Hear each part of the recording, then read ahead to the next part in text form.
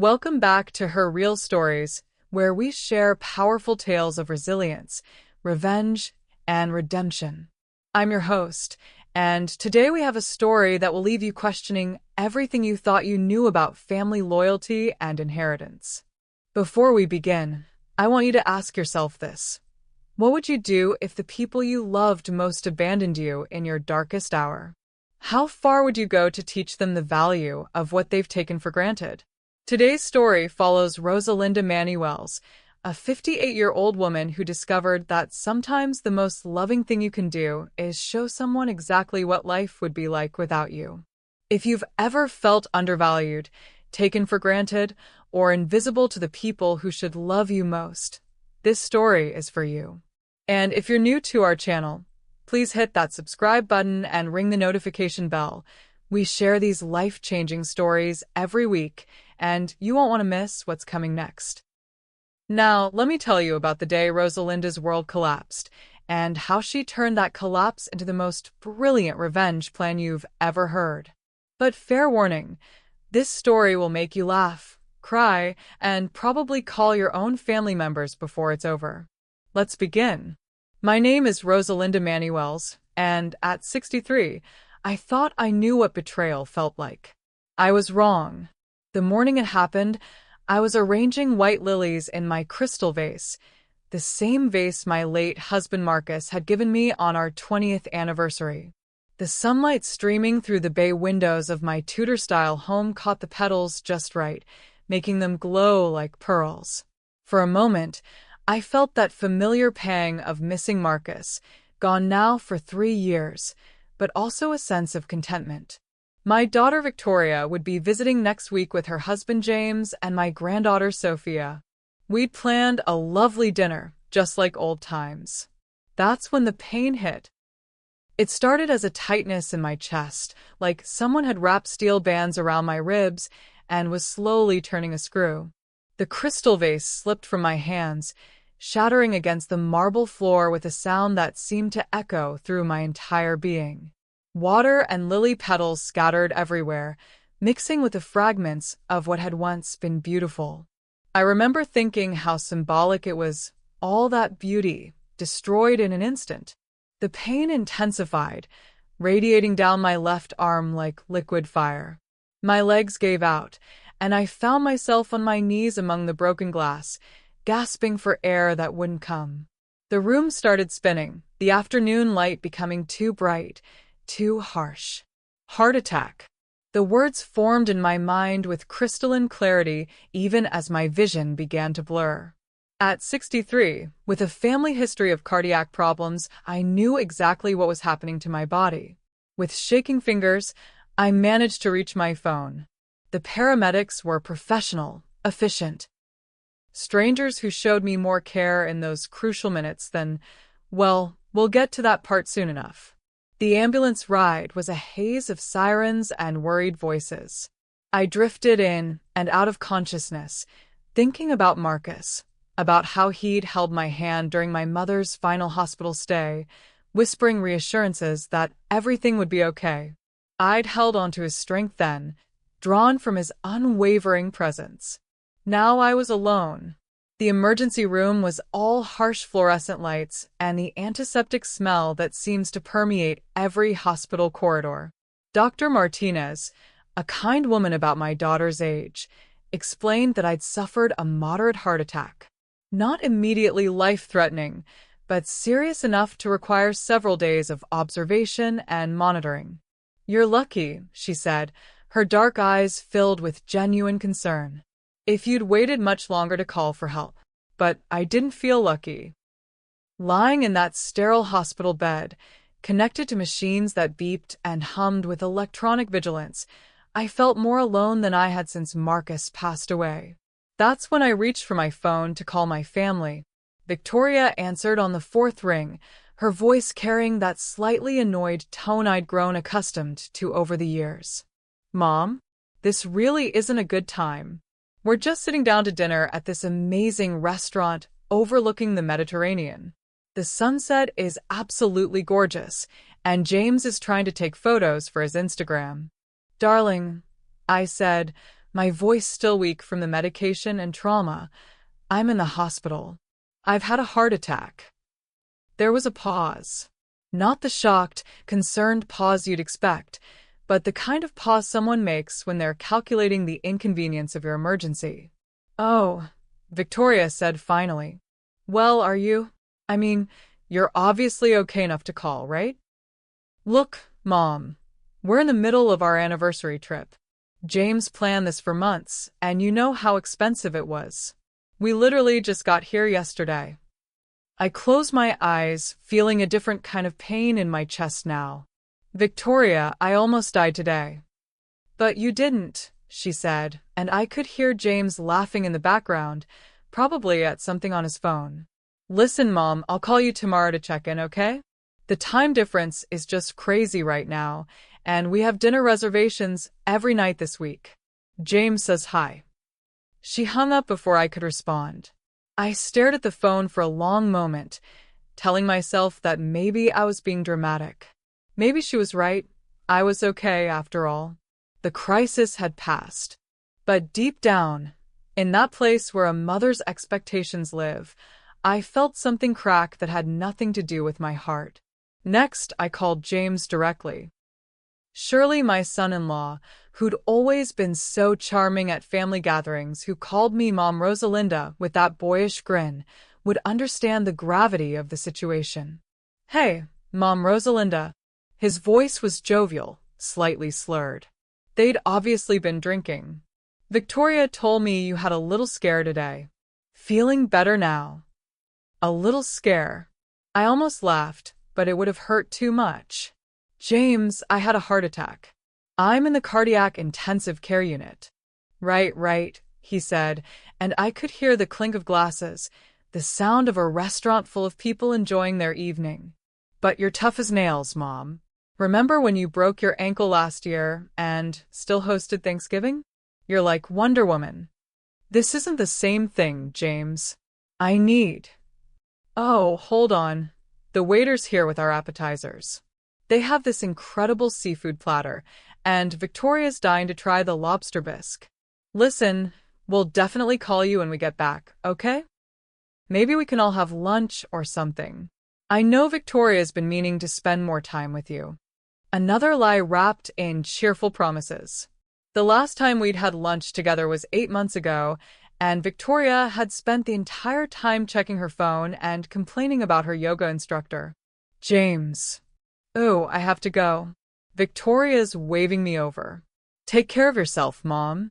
The line went dead, leaving me with the steady beep of the heart monitor and the distant sound of nurses chatting at their station. 2 down, 1 to go. Sophia was 21, fresh out of college with a degree in marketing and dreams of becoming an influencer. She was beautiful.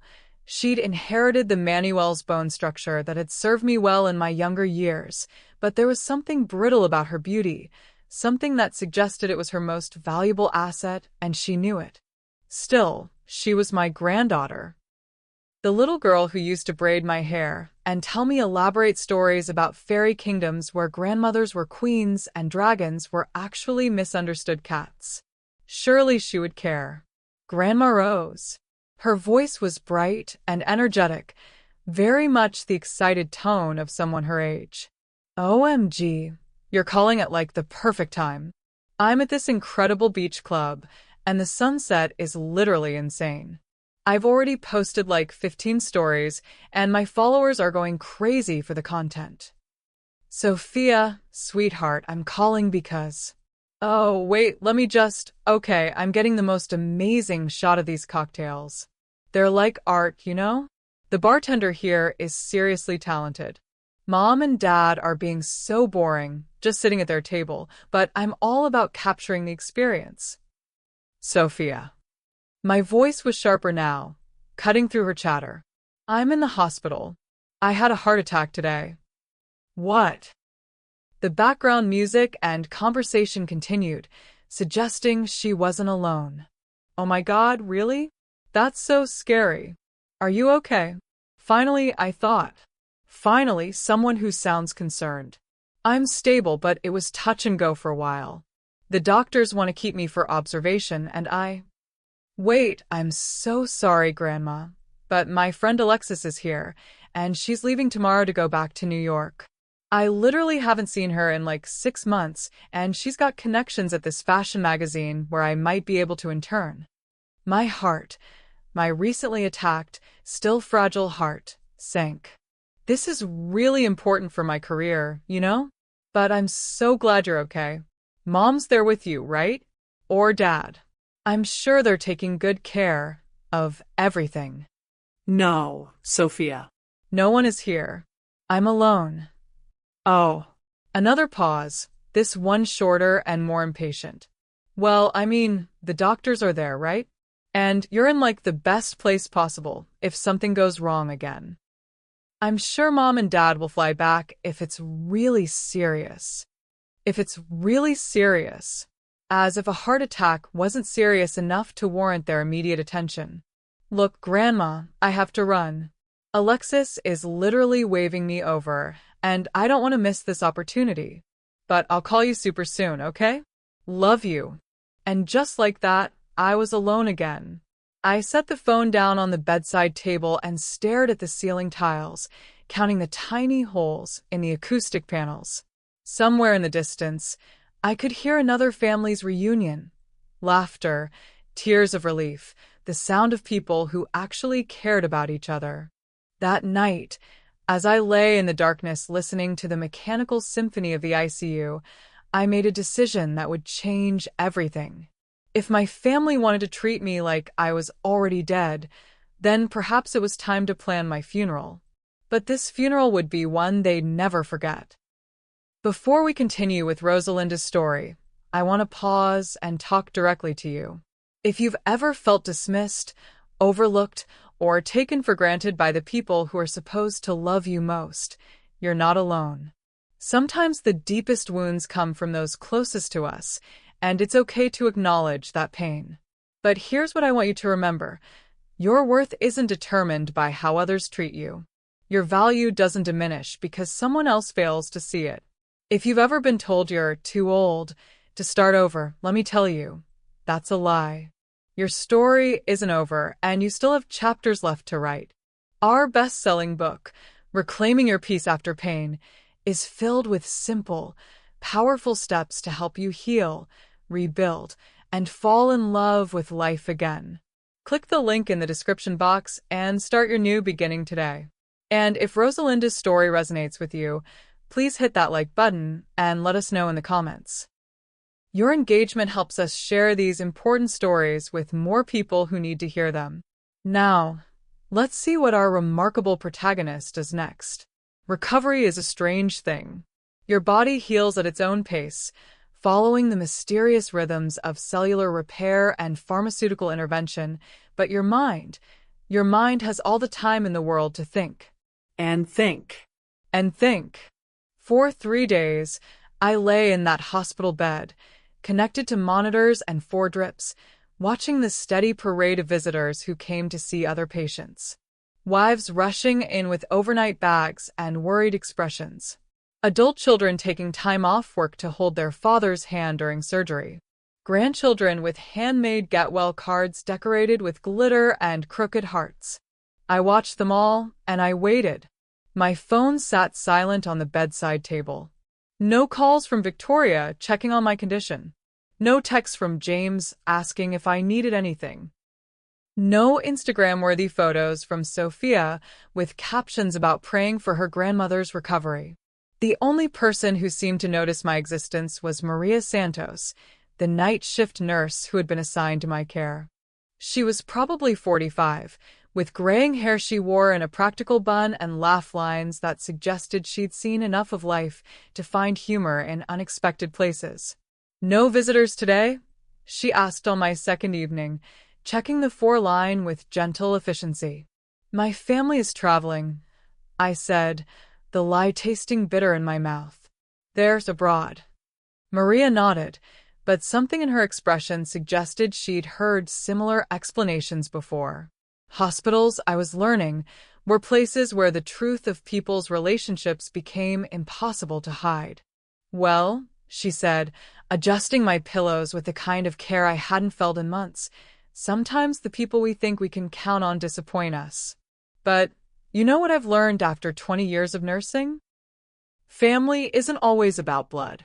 Sometimes it's about who shows up.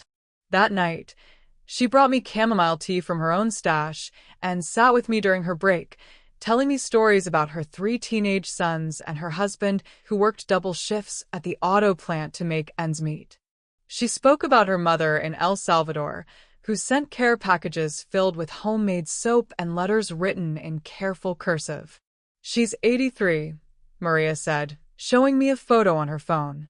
Still grows her own vegetables, still makes tortillas every morning. I send her money when I can, but what she really wants are the phone calls. Every Sunday, 2 o'clock her time. She says it keeps her alive, knowing I'll call. I thought about my own Sunday afternoons, usually spent alone in my garden or reading in Marcus's old study. When had I last received a call just because someone wanted to hear my voice? On my 3rd day, Dr. Martinez made her rounds with a small team of medical students.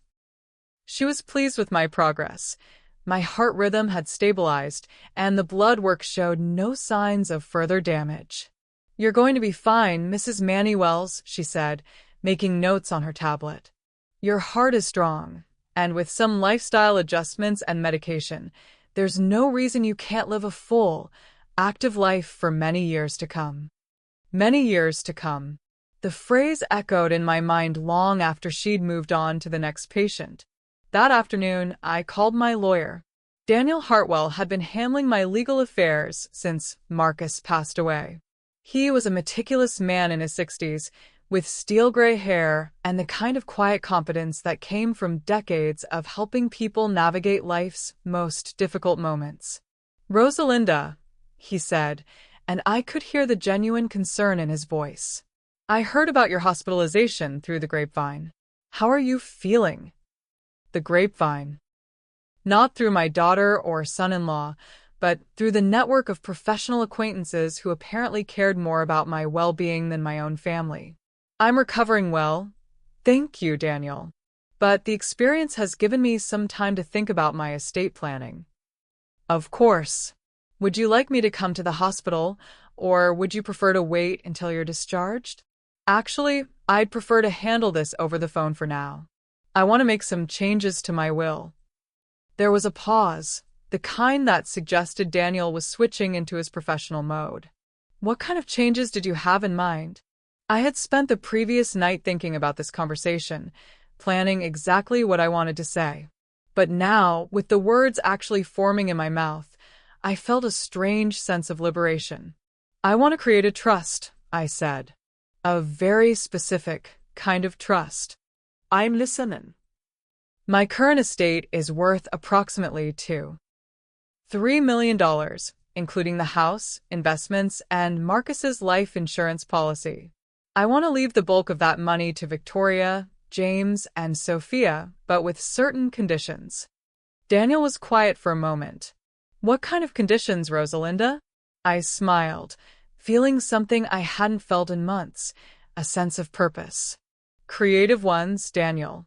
Very creative ones." Over the next hour, I outlined my plan. Daniel asked clarifying questions, made suggestions about legal language, and occasionally made small sounds that might have been suppressed laughter. "This is certainly unconventional," he said finally. "But it's perfectly legal. Are you sure this is what you want?" "I've never been more sure of anything in my life." "All right then. I'll draw up the paperwork and have it ready for your signature when you're discharged. Should I inform Victoria about these changes?" "Absolutely not," I said quickly. "This will remain completely confidential until the appropriate time." After I hung up, I felt lighter somehow. The constant beeping of the heart monitor seemed less intrusive, and when Maria came in for her evening rounds, she commented that my color looked much better. "You seem different tonight," she said, taking my blood pressure. "More, I don't know. Peaceful." Peaceful wasn't exactly the word I would have chosen, but I understood what she meant. For the first time since Marcus died, I felt like I had control over my own life again. That night, I called Victoria.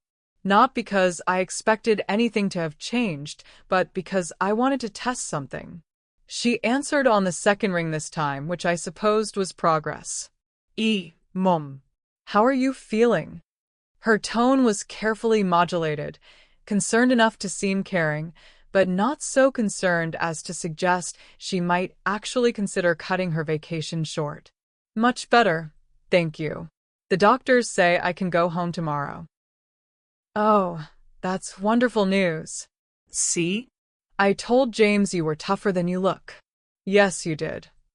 I kept my voice neutral, pleasant. I've been doing some thinking while I've been here, Victoria. About family, about what's really important. That's great, Mom. Near-death experiences can really put things in perspective, can't they? Near-death experience. As if it were something I'd chosen to do for personal growth, like a meditation retreat or a spa weekend. They certainly can, I agreed. In fact, I've made some decisions about my estate planning that I think you'll find very interesting. I could practically hear her ears perk up through the phone. Oh, well, you know we trust your judgment completely. James and I have always said that you're so smart about financial matters. James and I have always said. When, exactly? During which of our brief, superficial conversations over the past few years had my financial acumen come up. That's so sweet of you to say. I've been thinking that when you inherit my estate, you should really have to work for it. You know, prove that you deserve it. Work for it. There was a slight edge to her voice now. What do you mean? Oh, just some little challenges I'm designing. Think of it as a treasure hunt, but with higher stakes.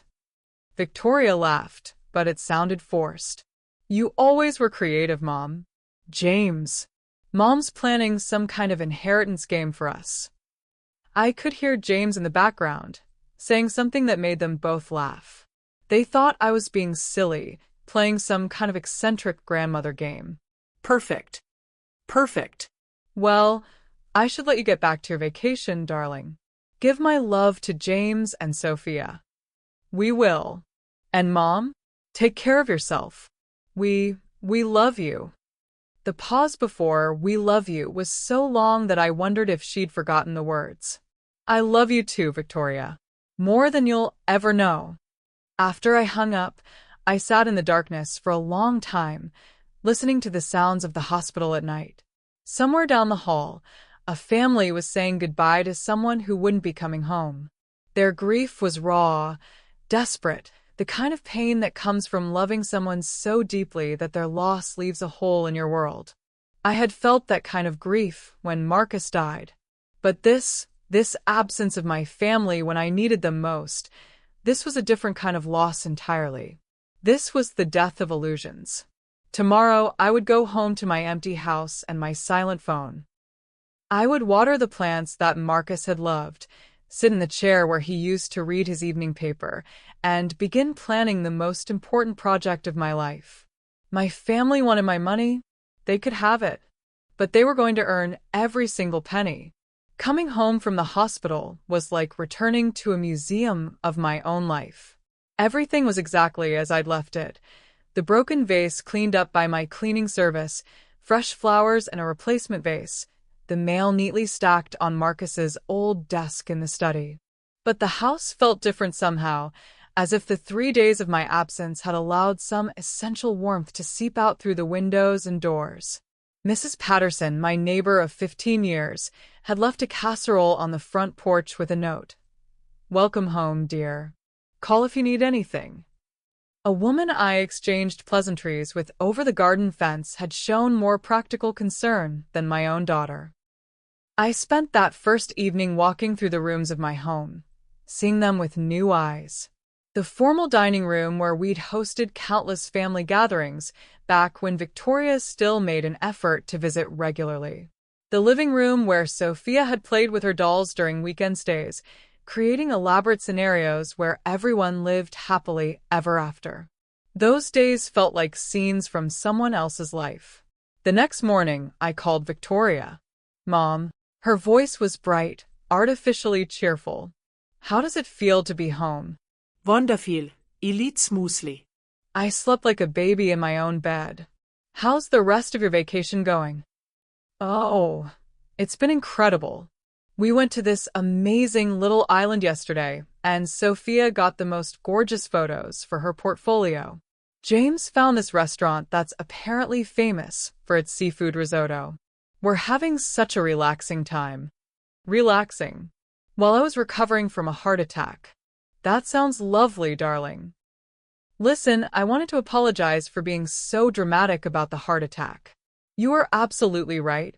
I'm fine, and there was no reason for you to cut short your anniversary trip. There was a surprised pause. Victoria had expected many things from this conversation, but not an apology. Oh, Mom, you don't need to apologize. We were just worried about you, and sometimes when you're worried, you can't think straight, you know? Of course. They had been worried. That's why none of them had called to check on me. You're so understanding, I said, injecting warmth into my voice. I've been thinking about how lucky I am to have such a wonderful family, and it's made me realize that I want to do something special for all of you. Special how? The interest in her voice was immediate and undisguised. Well, you know I've been updating my will and estate planning since the heart attack. It's made me very aware of my own mortality. Mom, don't talk like that.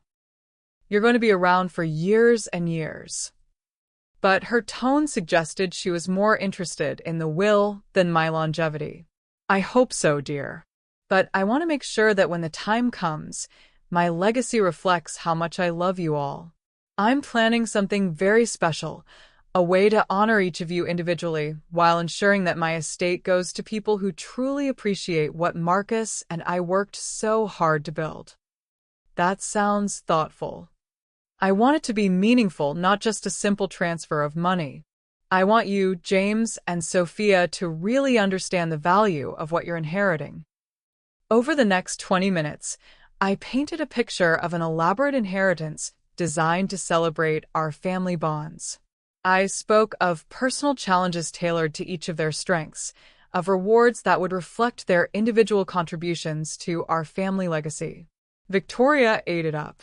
Mom, that sounds incredible. You're so creative. James is going to love this. You know how he enjoys those escape room challenges. I thought he might. And I have something very special planned for Sophia, something that will really showcase her eye for beautiful things. She'll be so excited. Should we plan to come home early to help you set this up? For a moment, I almost believed she cared. Almost. Oh no, darling. I want this to be a surprise. Besides, I'm having so much fun planning it all out. It's giving me something to focus on during my recovery. Well, if you're sure. We'll be home in 4 days anyway. 4 more days of vacation while their mother recovered from a heart attack. But who was counting? After I hung up, I made another call. Daniel, it's Rosalinda. I need to accelerate our timeline. Of course. How can I help? I want everything finalized before Victoria returns from her trip. Can we meet tomorrow to sign the final documents? Absolutely. Are you sure you don't want to sleep on these decisions for a few more days? Estate planning changes like this are Permanent. Yes, I understand. But I've never been more certain of anything. The next morning, Daniel arrived at my house with a leather briefcase and a solemn expression. We sat in Marcus's study, surrounded by the books and mementos of a life well lived, and I signed away my fortune with the satisfied precision of a master craftsman putting the final touches on her masterpiece. The trust will activate upon your death, Daniel explained as I initialed each page. The terms are exactly as we discussed, and I've arranged for a video message to be played during the will reading. Perfect. And the other arrangements? All handled. The storage facilities, the property abroad, the appraisal services. Everything is in place. I must say, Rosalinda, in 30 years of practice, I've never seen anything quite like this. Good or bad? Daniel smiled, the first genuine smile I'd seen from him in years. Absolutely brilliant. That afternoon, I called an old friend from my modeling days, Catherine Winters, who now ran a high-end estate planning service in the city. Rosalinda, I heard through the grapevine about your health scare.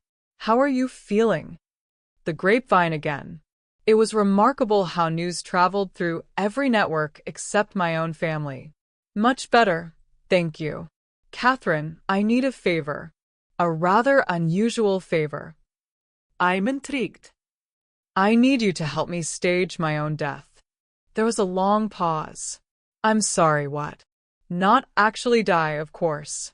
But I want to create a scenario where my family believes I've passed away, attend the reading of my will, and discover their inheritance. Then I want to reappear and observe the aftermath. Rosalinda, that's completely legal, ethically questionable, and potentially devastating to my relationships with my family. Yes, I'm aware. Catherine was quiet for a moment. Why? So I told her. About the hospital, the phone calls, the casual dismissal of my medical emergency. About years of feeling like an ATM with sentimental value, a provider of birthday gifts and Christmas bonuses, but not a person worthy of genuine affection or concern. I see, Catherine said finally. And you think this will accomplish what, exactly? I want them to understand that love and loyalty are earned, not inherited. I want them to know what it feels like to truly lose something valuable through their own actions. And if they don't learn that lesson, if they just become angry and resentful. I looked around Marcus's study at the photos of our wedding day, our anniversaries, the rare family gatherings where everyone looked genuinely happy. Then at least I'll know where I really stand. Catherine agreed to help, partly out of friendship and partly, I suspect, out of professional curiosity.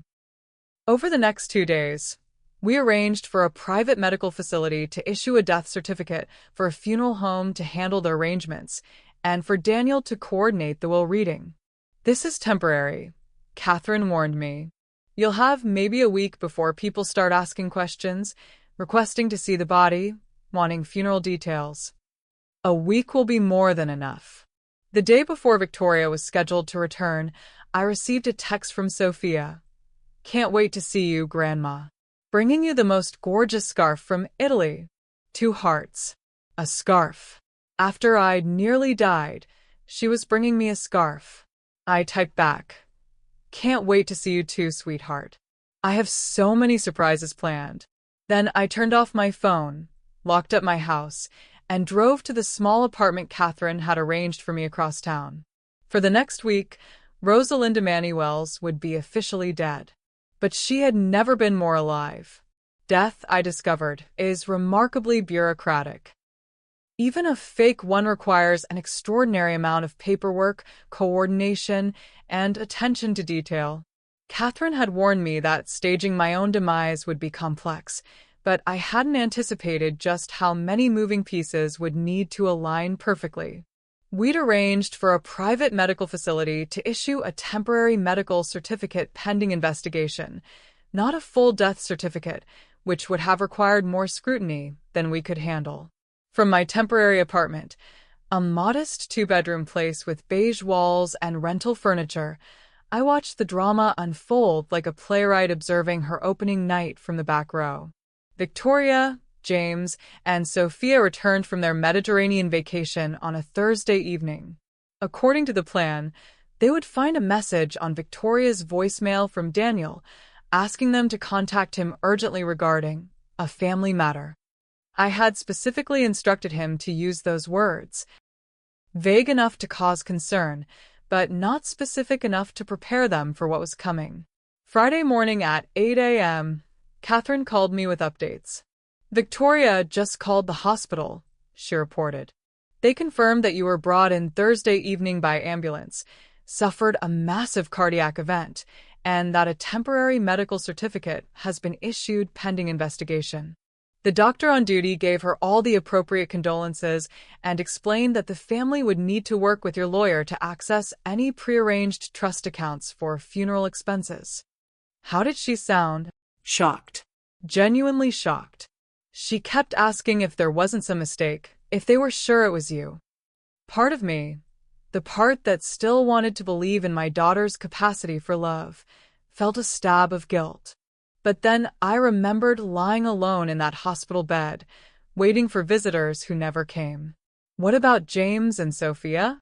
According to Victoria, James is handling the logistics, calling airlines about bereavement fares, contacting the hotel about early checkout fees.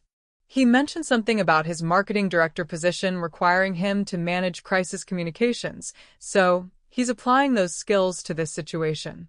Sophia is apparently devastated but still posting Instagram stories about their last day in Italy. Of course she was. At 10 a.m., Daniel called Victoria to express his condolences and scheduled the will reading for the following Monday. Standard procedure, he explained, but necessary for estate settlement. By noon, I was receiving reports that the news was spreading through our social circles. Mrs. Patterson had been seen crying in her garden. The women from my former book club were planning to send flowers. My yoga instructor posted a tribute on the studio's Facebook page.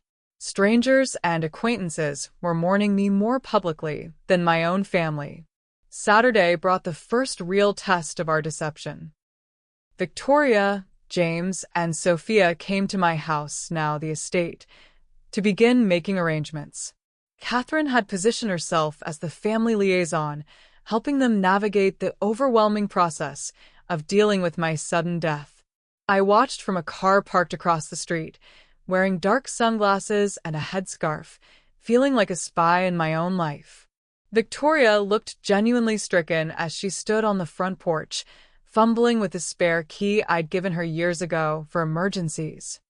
She was wearing all black, whether out of grief or because she thought it was appropriate, I couldn't tell. James was on his phone, presumably handling those logistics he was so good at managing. Even from a distance, I could see him gesturing as he spoke, his voice carrying across the lawn in fragments. Need to know about the mortgage? Homeowner's insurance. Market value assessment. Sophia sat in the rental car they'd picked up at the airport, scrolling through her phone. Every few minutes, she would look up at the house, and I could see her face crumple with what looked like genuine sadness.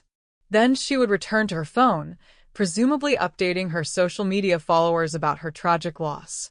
They spent 3 hours at the house, going through the motions of grieving family members. Through Catherine's carefully placed contacts, I learned that they'd spent most of the time discussing practical matters, what to do with my belongings, how to handle the funeral arrangements, whether the house should be sold immediately or after the estate was settled. Not once, according to Catherine's report, did any of them sit in Marcus's chair and remember the stories I used to tell there. Not once did they go to the garden and talk about the roses we'd planted together. Not once did they share a memory of our time together that wasn't related to money or property. Sunday was the funeral. I had initially planned to attend my own service in disguise, but Catherine convinced me it was too risky. Instead, she provided me with a detailed account of the proceedings. The service was held at St. Mark's Episcopal Church, where Marcus and I had been married 34 years earlier. Victoria had chosen the same chapel where we'd celebrated our anniversary renewals, which struck me as either deeply sentimental or conveniently practical. It was small, elegant, and would photograph well. According to Catherine, about 40 people attended. My book club members, neighbors, a few of Marcus's old business associates, and several people from the charitable organizations I'd supported over the years. Maria Santos, my nurse from the hospital, came and sat in the back row, tears streaming down her face as she listened to the eulogy. Victoria spoke about my generous spirit and my devotion to family. James shared an anecdote about my cooking. I was, according to him, famous for my Christmas cookies, which was news to me since I'd bought them from the same bakery for the past 5 years. Sophia read a poem she'd found online about grandmothers being angels watching over us from heaven. It was all very proper, Catherine told me afterward. Respectful, dignified, appropriately sad. If I had known better, I would have believed they were genuinely grieving. But you did know better. I watched James check his phone during the prayer. I saw Sophia taking selfies with her tears still visible, very artistic, very Instagram-ready. And Victoria. Victoria kept looking around the church like she was mentally cataloging who had shown up, who might need to be thanked with handwritten notes. That evening, alone in my temporary apartment, I allowed myself one moment of genuine grief. Not for my fake death, but for the real death of my illusions about my family. I sat on the rental couch with a glass of wine and truly mourned the relationships I'd thought I had. Then I set the glass aside and focused on Mondays while reading. The best was yet to come. Monday morning dawned crisp and clear, the kind of autumn day that makes you believe in new beginnings. I had barely slept, but I felt more energized than I had in years. Today was the day my masterpiece would be unveiled. Daniel's law office occupied the top floor of a historic building downtown, all dark wood paneling and leather-bound books that spoke of tradition and respectability. I had spent countless hours in that conference room over the years, handling Marcus's business affairs and later managing my own estate planning. Today, I would be watching from the small observation room that Daniel used for sensitive depositions, hidden behind one-way glass. Victoria, James, and Sophia arrived promptly at 10 a.m., dressed in their funeral attire and wearing appropriately somber expressions. Victoria clutched a small black purse and kept glancing around the room as if she expected me to walk through the door at any moment. James checked his phone discreetly, his leg bouncing with nervous energy. Sophia sat with perfect posture, her hands folded in her lap, looking like a catalog model demonstrating respectful grief. Daniel entered with his usual precise bearing, carrying a leather portfolio that contained the original copy of my will and the video equipment necessary for my final performance. "Thank you all for coming," he began, his voice carrying the appropriate note of professional sympathy. "I know this is a difficult time, and I'll try to make this process as straightforward as possible." "We appreciate that, Mr. Hartwell," Victoria said, speaking for the family as she always did. "This has all been so unexpected." Unexpected. Yes, I suppose a mother's death would be unexpected to a daughter who hadn't bothered to check on her recovery from a heart attack. "Of course," Daniel replied smoothly. "Now, before we begin with the formal reading, Mrs. Manny Wells left specific instructions that a video message be played first. She recorded this shortly before her death, and she wanted you to hear it in her own words." He moved to set up the laptop and projector with the kind of ceremonial care usually reserved for state occasions. The lights dimmed, and suddenly their eye was on the wall-mounted screen, sitting in Marcus's study with the late afternoon sunlight creating a halo effect around my silver hair.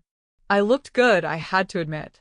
Peaceful, dignified, with just a hint of the mischievous smile that Marcus used to say was my most dangerous feature.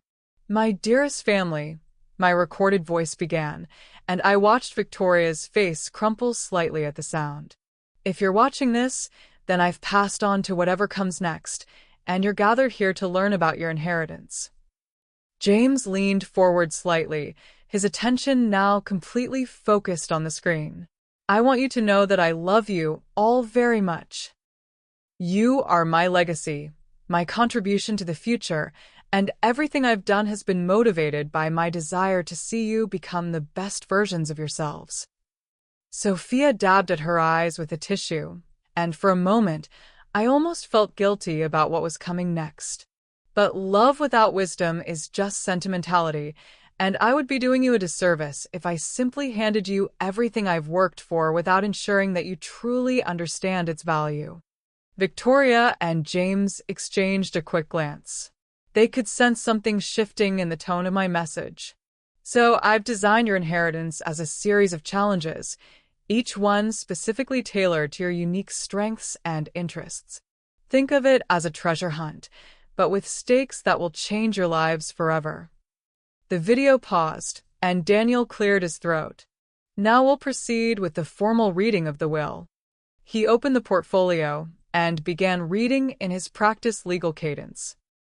I, Rosalinda Margaret Manuels, being of sound mind and body, do hereby bequeath my earthly possessions as follows. The preliminaries covered the house, sold, with proceeds to be distributed according to the challenges, my personal belongings, to be claimed only after successful completion of individual tasks, and various small bequests to charitable organizations. Then came the main event. To my beloved daughter, Victoria Catherine Morrison, I leave the sum of $800,000 in United States currency. Victoria's sharp intake of breath was audible even through the one-way glass.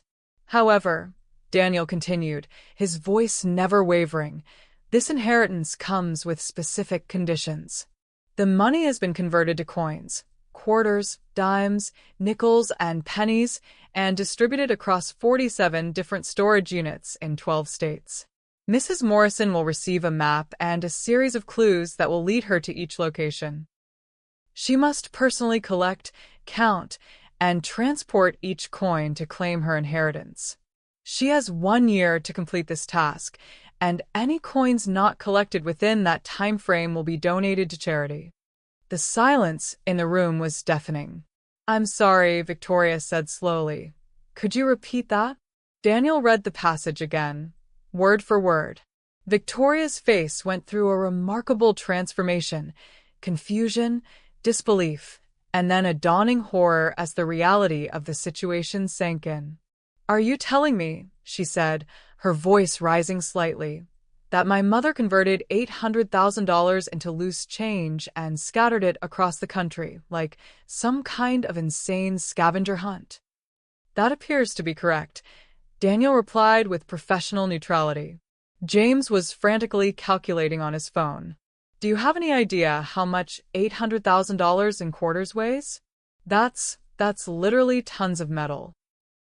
Approximately 16 tons, according to Mrs. Manuel's calculations, Daniel confirmed. She was very thorough in her planning. This is crazy, Sophia whispered. Grandma Rose would never do something like this. But I was just getting started. To my son-in-law, James Alexander Morrison, I leave my vacation property and all associated assets, valued at approximately $600,000. James perked up slightly. A vacation property sounded much more reasonable than a coin scavenger hunt. This property consists of a fully furnished villa overlooking the Mediterranean Sea, complete with swimming pool, tennis court, and private beach access. See, James said to Victoria. Your mother wasn't completely. However, Daniel interrupted, the property is located in a region currently experiencing significant political instability. While the deed is legally valid, local authorities do not recognize foreign ownership claims, and the area is currently occupied by several militia groups who have declared it a sovereign territory. Mr. Morrison is welcome to attempt to claim his inheritance, but the law firm accepts no responsibility for his safety or success in establishing residency. James's face went pale. What country is this property in? Daniel consulted the documents. According to the deed, it's technically in an unrecognized breakaway republic that declared independence last year. The nearest U.S. embassy is approximately 300 miles away, and the State Department currently advises against all travel to the region. So, you're telling me I inherited a mansion in the middle of a war zone? That would be an accurate assessment, yes. I watched from my hidden position as James slumped back in his chair, his dreams of Mediterranean luxury evaporating like morning mist. Now came my favorite part. To my beloved granddaughter, Sophia Marie Morrison, I leave my collection of rare antiques and art objects, professionally appraised at a value of $400,000. Sophia straightened up, hope flickering in her eyes.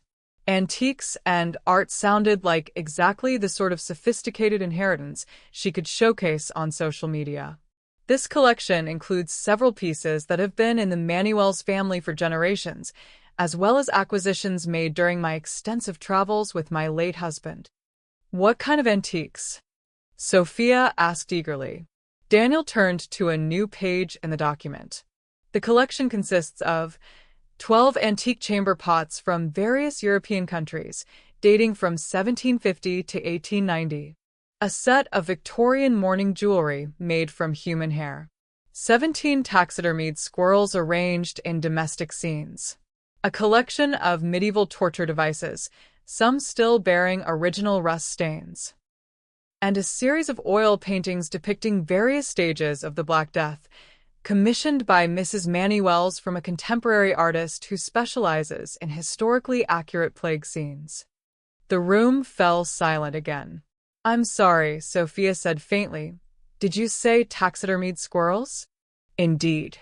Mrs. Manny Wells was very specific about the squirrels. Apparently, they're arranged in tiny tableaus. One shows a squirrel family having tea, another depicts squirrels playing poker, and there's an elaborate scene of squirrels performing what appears to be a Shakespearean tragedy. And this is worth $400,000? According to the professional appraisal, yes. Apparently, there's a very specific market for Victorian taxidermy dioramas, and the craftsmanship on these pieces is exceptional. James started laughing, the kind of hysterical laughter that emerges when reality becomes too absurd to process rationally. "So let me make sure I understand this," he said between gasps. "Victoria has to dig 16 tons of coins out of storage units across America. I get to claim a mansion in the middle of a civil war. And Sophia inherits a collection of dead squirrels and chamber pots. That is an accurate summary of the primary bequests, yes." Victoria stood up abruptly, her composure finally cracking completely. "This is insane. My mother was clearly not of sound mind when she made this will. We'll contest it. We'll have it overturned. No court in the country would uphold something this ridiculous." Daniel set down the document and folded his hands. "Mrs. Morrison, I understand your frustration. However, I must inform you that your mother anticipated this reaction. She underwent extensive psychological evaluation before signing this will, and I have documentation from 3 separate mental health professionals confirming her complete competency and sound judgment." "But why would she do this to us?" Sophia asked, tears now flowing freely down her face. "We loved her. We're her family." Daniel looked directly at her, and for the first time since the reading began, his professional mask slipped slightly. "According to Mrs. Manny Wells, she wanted to give you exactly what you gave her, a challenge that would test your commitment and show you what she was truly worth to you." The video screen flickered back to life, and there I was again, my recorded voice filling the stunned silence. "I know you must be confused and probably angry," my image said calmly. "But I want you to understand that this isn't punishment, it's opportunity.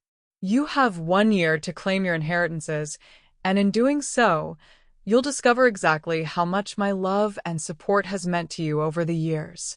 Victoria was shaking her head violently. "This is not opportunity. This is cruelty." "When I was lying in that hospital bed, recovering from my heart attack, I had a lot of time to think about our family. About love, loyalty, and what we owe each other. I thought about all the times I've been there for you, financially, emotionally, unconditionally. And then I thought about where you were when I needed you most." The room fell silent again as my words hit their target. "You were on vacation. All of you. When your mother and grandmother nearly died, you were enjoying Mediterranean sunsets and posting Instagram stories about your wonderful time together." Sophia made a small, wounded sound.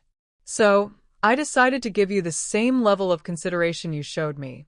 Your inheritances are real, valuable, and legally yours. But just like my love and support over the years, you'll have to decide if they're worth the effort required to claim them." The video paused again, and Daniel resumed reading the final provisions of the will. "In the event that any beneficiary chooses not to pursue their inheritance, or fails to successfully complete the required tasks within the specified time frame, their portion of the estate will be donated to the Metropolitan Animal Shelter, where love and loyalty are never taken for granted. The dogs, Victoria whispered. She's leaving our money to dogs. Finally, Daniel concluded, Mrs. Manuels has established a fund of $50,000 to cover any legal challenges to this will. She was quite insistent that you have adequate resources to contest her decisions if you feel they are unjust. However, she also wanted me to mention that any funds not used for legal fees will also be donated to the animal shelter. He closed the portfolio with a decisive snap. That concludes the formal reading. Do you have any questions about the specifics of your inheritances? Victoria, James, and Sophia sat in stunned silence, looking like survivors of a natural disaster trying to process the scope of the destruction. Finally, Victoria found her voice. When do we start? From my hidden position, I smiled. The game had begun. I want to pause here for a moment to talk about something important. Sometimes we think we know the people closest to us, but crisis has a way of revealing who people really are beneath the surface. Rosalinda's family showed their true colors when she needed them most, and while her response might seem extreme, it raises important questions about boundaries, respect, and what we're willing to accept from the people we love. If you've ever felt taken for granted or undervalued by family members, you're not alone. And if this story is resonating with you, please take a moment to like this video and share it with someone who might need to hear it. Your support helps us reach more people with these important stories about standing up for yourself and demanding the respect you deserve. Have you ever had to make difficult decisions about family relationships? Share your experiences in the comments below. This community is a safe space for honest conversations about complex family dynamics. Now, let's see what happens when Rosalinda's family realizes the true scope of their inheritance challenges. 3 days after the will reading, I received my first intelligence report from Catherine, who had positioned herself as the family's grief counselor and estate coordinator. According to her observations, my loved ones were not taking their inheritance challenges well. Victoria had locked herself in her hotel room for 24 hours, emerging only to demand that Daniel provide maps to the storage units. When he explained that the clues would be delivered gradually, one location at a time, only after the previous coins had been collected and verified, she had what Catherine delicately described as a complete emotional breakdown. James was researching the political situation in his inherited war zone with the obsessive intensity of a CIA analyst. He'd called the State Department, contacted 3 private security firms, and reached out to a journalist who'd covered the region's recent conflicts. The news wasn't encouraging. The area was essentially lawless, controlled by competing factions who viewed foreign visitors as either hostages in waiting or sources of ransom money. Sophia had taken a different approach entirely. She was trying to rebrand her inheritance as a quirky vintage collection on social media, hoping to find collectors who might want to purchase authentic Victorian curiosities. The response had been mixed. While a few people expressed interest in the taxidermy squirrels for their novelty value, nobody was offering anything close to the appraised price. But the real drama began on Thursday morning when Victoria received her first clue. The envelope was delivered by courier to her hotel room, along with a cashier's check for $10,000 labeled treasure hunting expenses. Inside was a hand-drawn map of Pennsylvania, with a red X marking a location near Philadelphia, and a riddle written in my own handwriting. Where Benjamin Franklin once walked and founding fathers debated freedom, seek the place where modern Americans store their dreams in numbered metal boxes. This is the first of 12 locations across the eastern states. I deliberately chose distant places to ensure you would truly work for this inheritance. Box 247 holds the first portion of your treasure, but you must solve the riddle of the Liberty Bell to find the key. Victoria called Daniel immediately. What kind of riddle is this? How am I supposed to know what my mother was thinking when she wrote this nonsense? Mrs. Manuel's was very clear that the clues would require some research and problem-solving skills. Daniel replied calmly. She mentioned that she wanted this to be educational as well as challenging. Educational. I had always believed in learning through experience. It took Victoria 3 days to figure out that the storage facility was located near Independence Hall and that the riddle of the Liberty Bell referred to a local historical trivia question posted on the facility's website. The answer, what year was the Liberty Bell cast, was 1752, which became the code for the storage unit key. I watched from a rental car across the street as Victoria finally opened storage unit 247. She was wearing designer jeans, sneakers that probably cost more than most people's monthly grocery budget, and a look of grim determination that suggested she was beginning to understand the scope of her challenge. Inside the unit, 47 bags of quarters, each containing exactly $100 worth of coins. This was just the first location of 12 storage facilities I had strategically placed across different states. Victoria stared at the bags for a long moment, beginning to comprehend the scope of her challenge, then began loading them into her rental car with the resigned efficiency of someone facing an impossible task.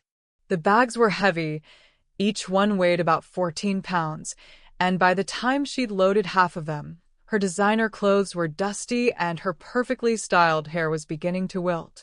I watched her sit down on the concrete floor of the storage unit, put her head in her hands, and have what appeared to be a quiet emotional crisis. Then she pulled out her phone and called James. "It's real," she said, her voice carrying across the parking lot. "The coins, the storage unit, all of it. I just loaded 47 bags of quarters into a rental car, and this is just the first location." I couldn't hear James's response, but Victoria's side of the conversation was enlightening. "No, I can't hire someone else to do this.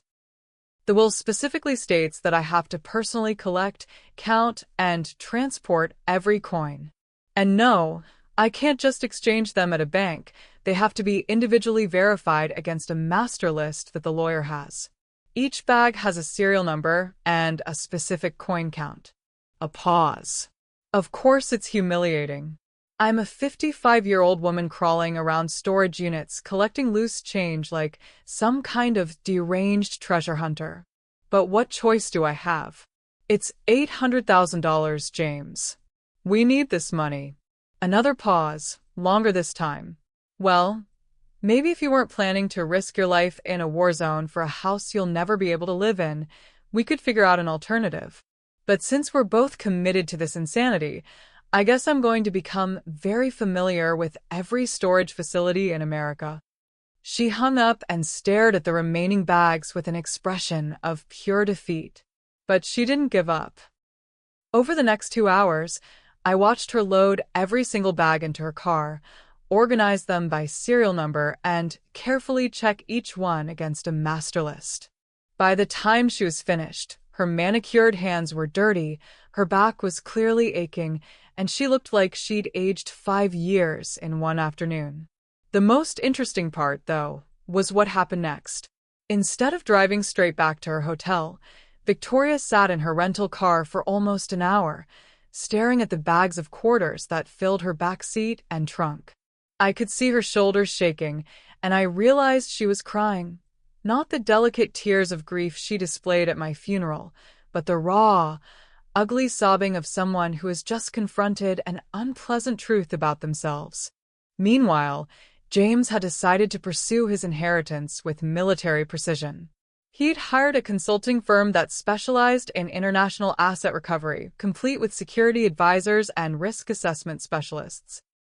The cost was approximately $20,000, money he'd borrowed against his credit cards, but he was convinced that professional help would make the difference between success and disaster. The security firm's report was not encouraging. According to Catherine's sources, James had insisted on a full briefing with Daniel present. The villa was indeed beautiful, perfectly appointed, and completely inaccessible to anyone who valued their personal safety. The breakaway republic that claimed sovereignty over the region was run by a former warlord who had declared all foreign property claims invalid. The villa itself was currently occupied by a local militia group who had turned it into a headquarters for their smuggling operations. "So you're telling me," James had said during the briefing, "that my inheritance is essentially being used as a base for international crime?" "That would be an accurate assessment," the security consultant replied. "We could potentially negotiate with the occupying forces, but it would require substantial cash payments, and there would be no guarantee of long-term security." "How substantial?" "Conservatively, $200,000 to $300,000 in bribes, security fees, and operational costs. And that's assuming nobody decides to kidnap you for additional ransom." James had gone very quiet at that point. But the most entertaining development was Sophia's marketing campaign for her vintage collection. She'd hired a social media consultant and was promoting her inheritance as Grandma Rose's Cabinet of Curiosities. She'd created an Instagram account, a TikTok channel, and even a small website featuring professional photographs of the taxidermy squirrels in various poses. The content was actually quite clever. She'd styled the chamber pots as authentic Victorian planters, marketed the mourning jewelry as historical feminist statement pieces, and presented the torture devices as medieval art installations. The squirrels were being promoted as whimsical conversation starters for the discerning collector. But the problem was the market. While a few people expressed interest in individual pieces, nobody was willing to pay anywhere near the appraised value. The highest offer so far was $12,000 for the complete squirrel collection, less than 3% of the supposed $400,000 valuation. Sophia had also made the mistake of being too honest about her situation in one of her TikTok videos. "So my grandmother left me this super weird collection," she'd said, standing in front of a display case full of the mourning jewelry. "It's supposedly worth like hundreds of thousands of dollars, but honestly, I just need to sell it because, I can't afford my rent and my parents are dealing with their own inheritance drama." The video had gone viral, but not in the way she'd hoped. Instead of attracting serious collectors, it had become a meme about entitled millennials and bizarre family wealth. Comments ranged from sympathetic, "Grandma really said here's some dead squirrels, figure it out," to harsh, "Maybe if you got a real job instead of being an influencer, you wouldn't need to sell grandma's stuff." The negative attention had actually hurt her chances of finding legitimate buyers because now everyone knew she was desperate to sell. 2 weeks after the will reading, all 3 of my heirs were discovering exactly what it felt like to work for money instead of simply expecting it to appear. Victoria was on her second storage facility, somewhere in Ohio, and had developed a systematic approach that involved renting a small truck, bringing her own dolly, and checking into nearby hotels to manage the physical demands of her treasure hunt. She'd lost 12 pounds, developed calluses on her hands, and started wearing practical clothes that could get dirty without guilt. James was still trying to negotiate access to his villa, but the quotes he was receiving from security firms kept increasing as the political situation in the region deteriorated. The latest assessment suggested that claiming his inheritance would require approximately $500,000 in operational costs, more than the property was worth.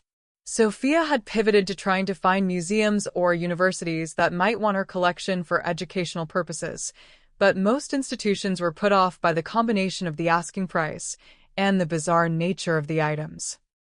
None of them had mentioned my name except in the context of anger, frustration, or bewilderment.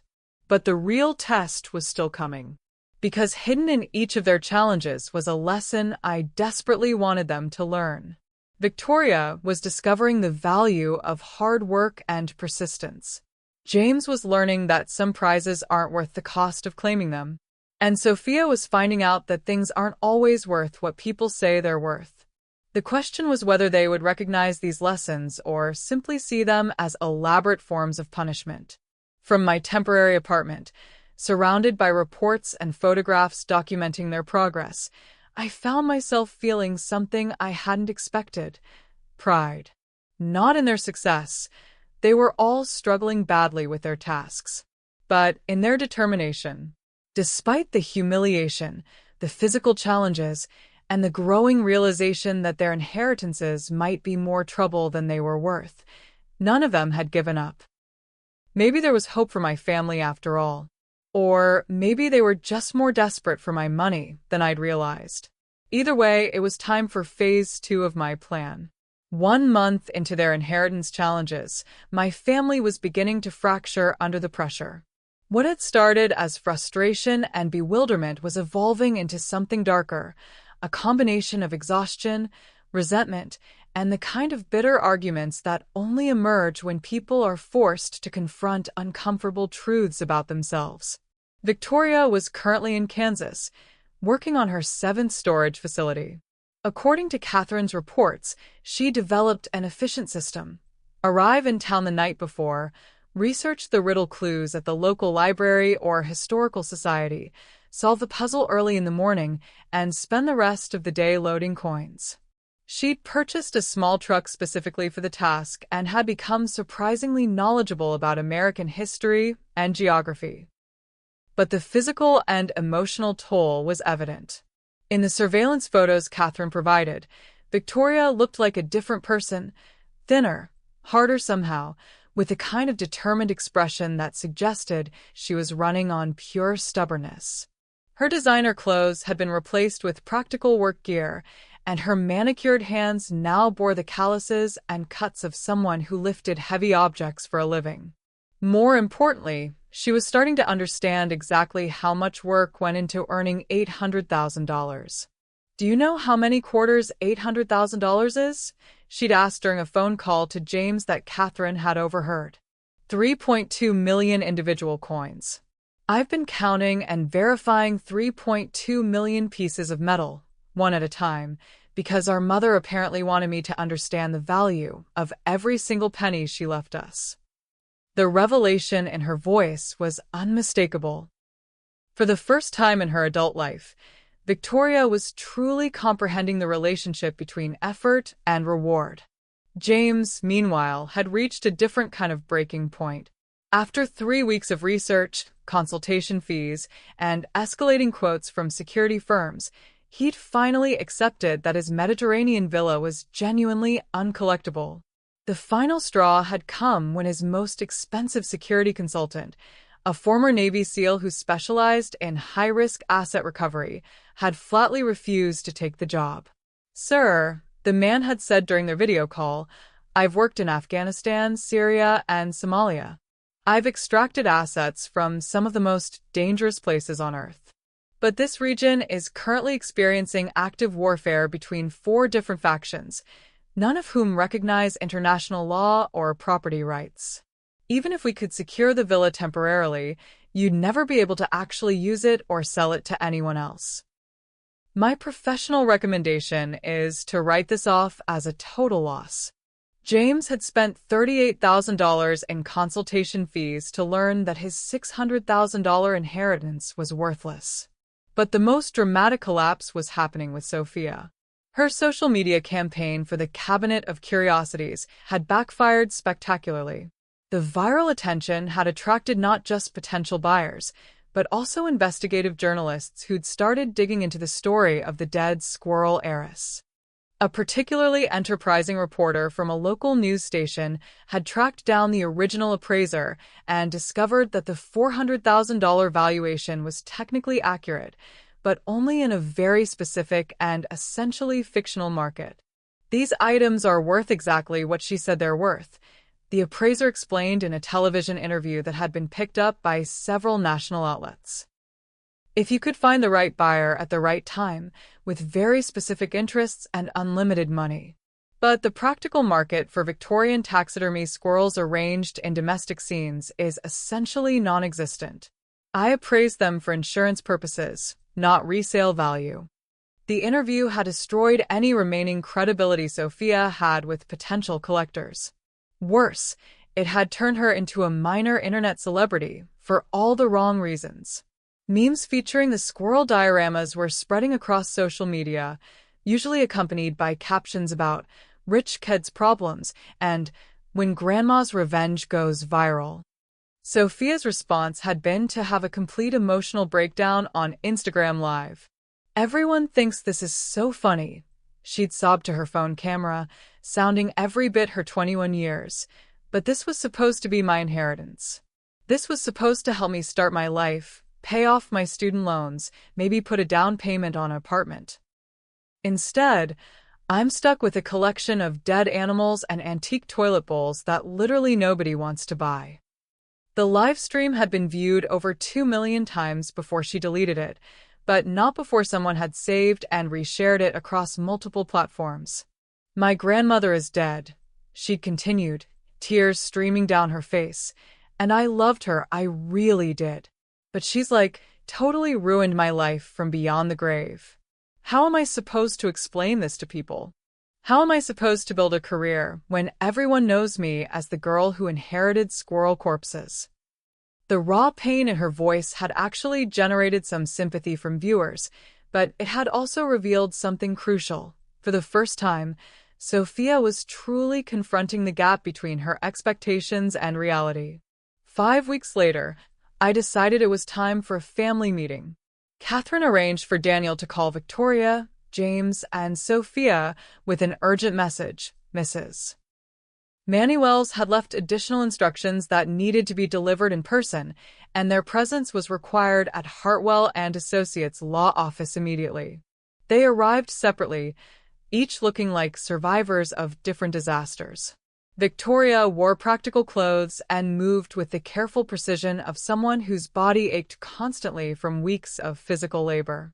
James appeared haggard, with the hollow-eyed look of a man who'd lost a significant amount of money on a very bad bet. Sophia had abandoned her usual Instagram-ready appearance entirely. No makeup, hair in a messy ponytail, wearing jeans and a hoodie that suggested she'd given up on presenting herself as a lifestyle influencer. Daniel ushered them into the same conference room where they'd first learned about their inheritances, but this time the atmosphere was entirely different. Instead of anticipation and greed, the room was filled with exhaustion, resentment, and the kind of brittle tension that suggested any conversation could explode into a full-scale argument.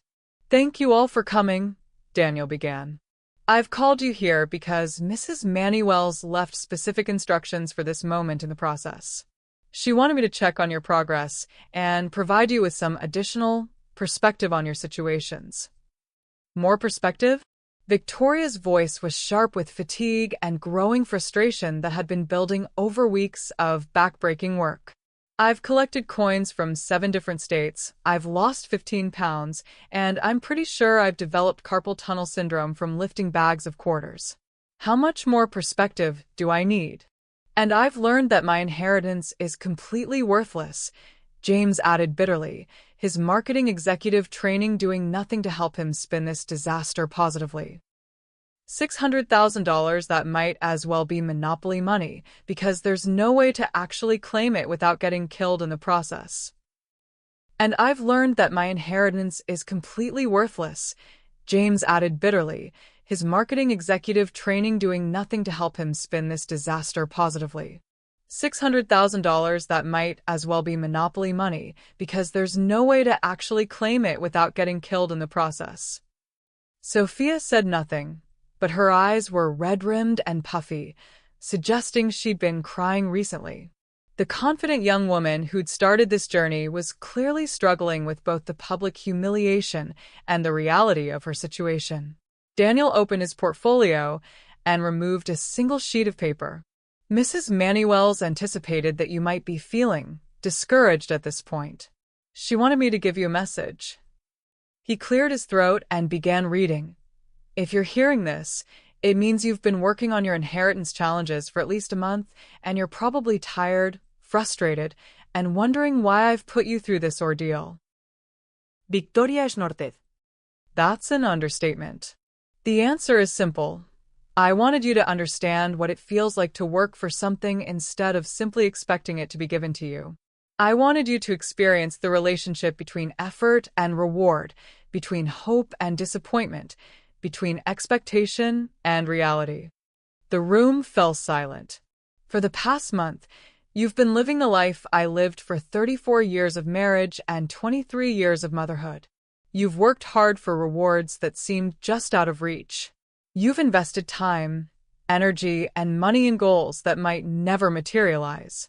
You've faced criticism, mockery, and the judgment of strangers who don't understand your situation.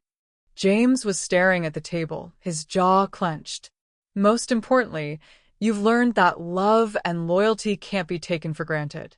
That relationships require effort, sacrifice, and sometimes uncomfortable choices between what you want and what's right. Daniel paused and looked up from the paper. She then goes on to say that if you've learned these lessons, truly learned them, then she has one final gift for you. What kind of gift? Sophia asked quietly. Daniel reached into his portfolio and removed 3 new envelopes, each marked with a name. These contain your real inheritances. The challenges you've been completing were never about the money. They were about discovering whether you're the kind of people who deserve it. Victoria reached for her envelope with shaking hands. Inside was a cashier's check for $800,000 and a note in my handwriting. You worked harder for this money than I ever did. I hope that knowledge changes how you choose to spend it. James opened his envelope to find a check for $600,000 and his own note. Some things aren't worth what they cost. This money is a gift, not a prize to be won through violence or recklessness. Use it wisely.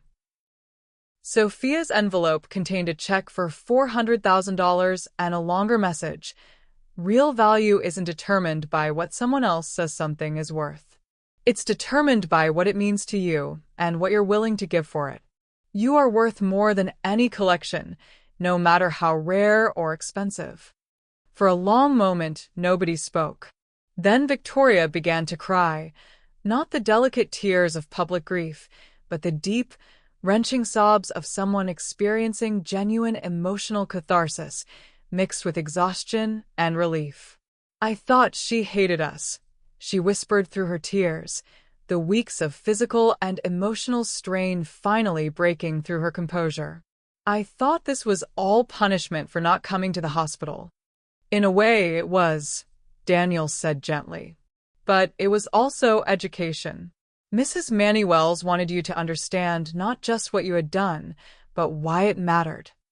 James was staring at his check as if it might disappear. The storage units, the riddles, the research, none of that was necessary.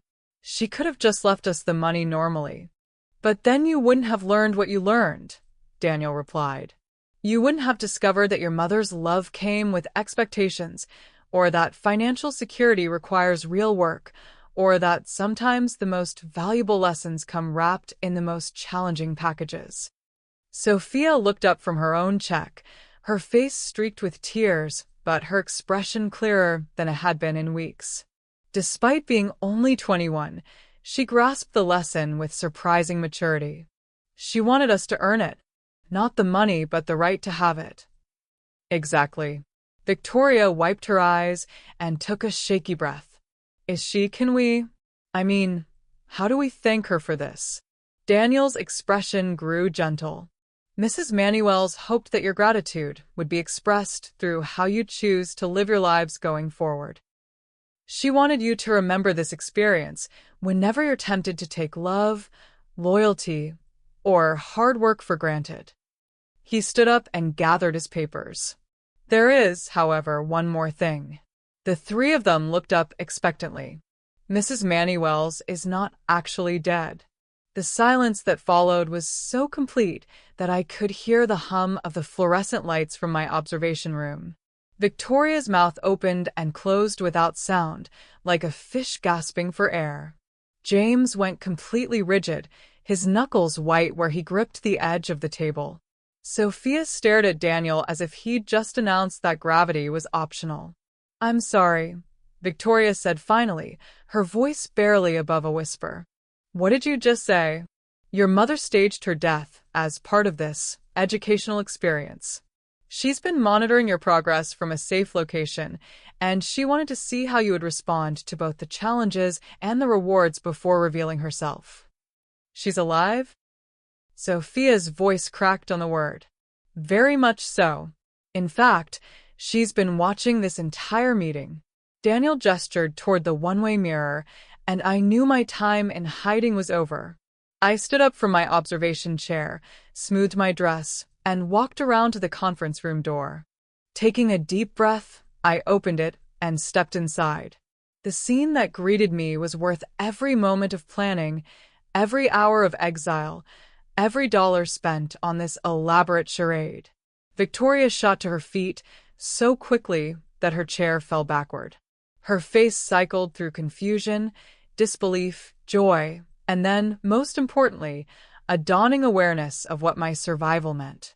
The weeks of grueling work had changed her physically, but more importantly, they had begun to change her perspective. "Mom," she whispered, her voice barely audible. Hello, darling.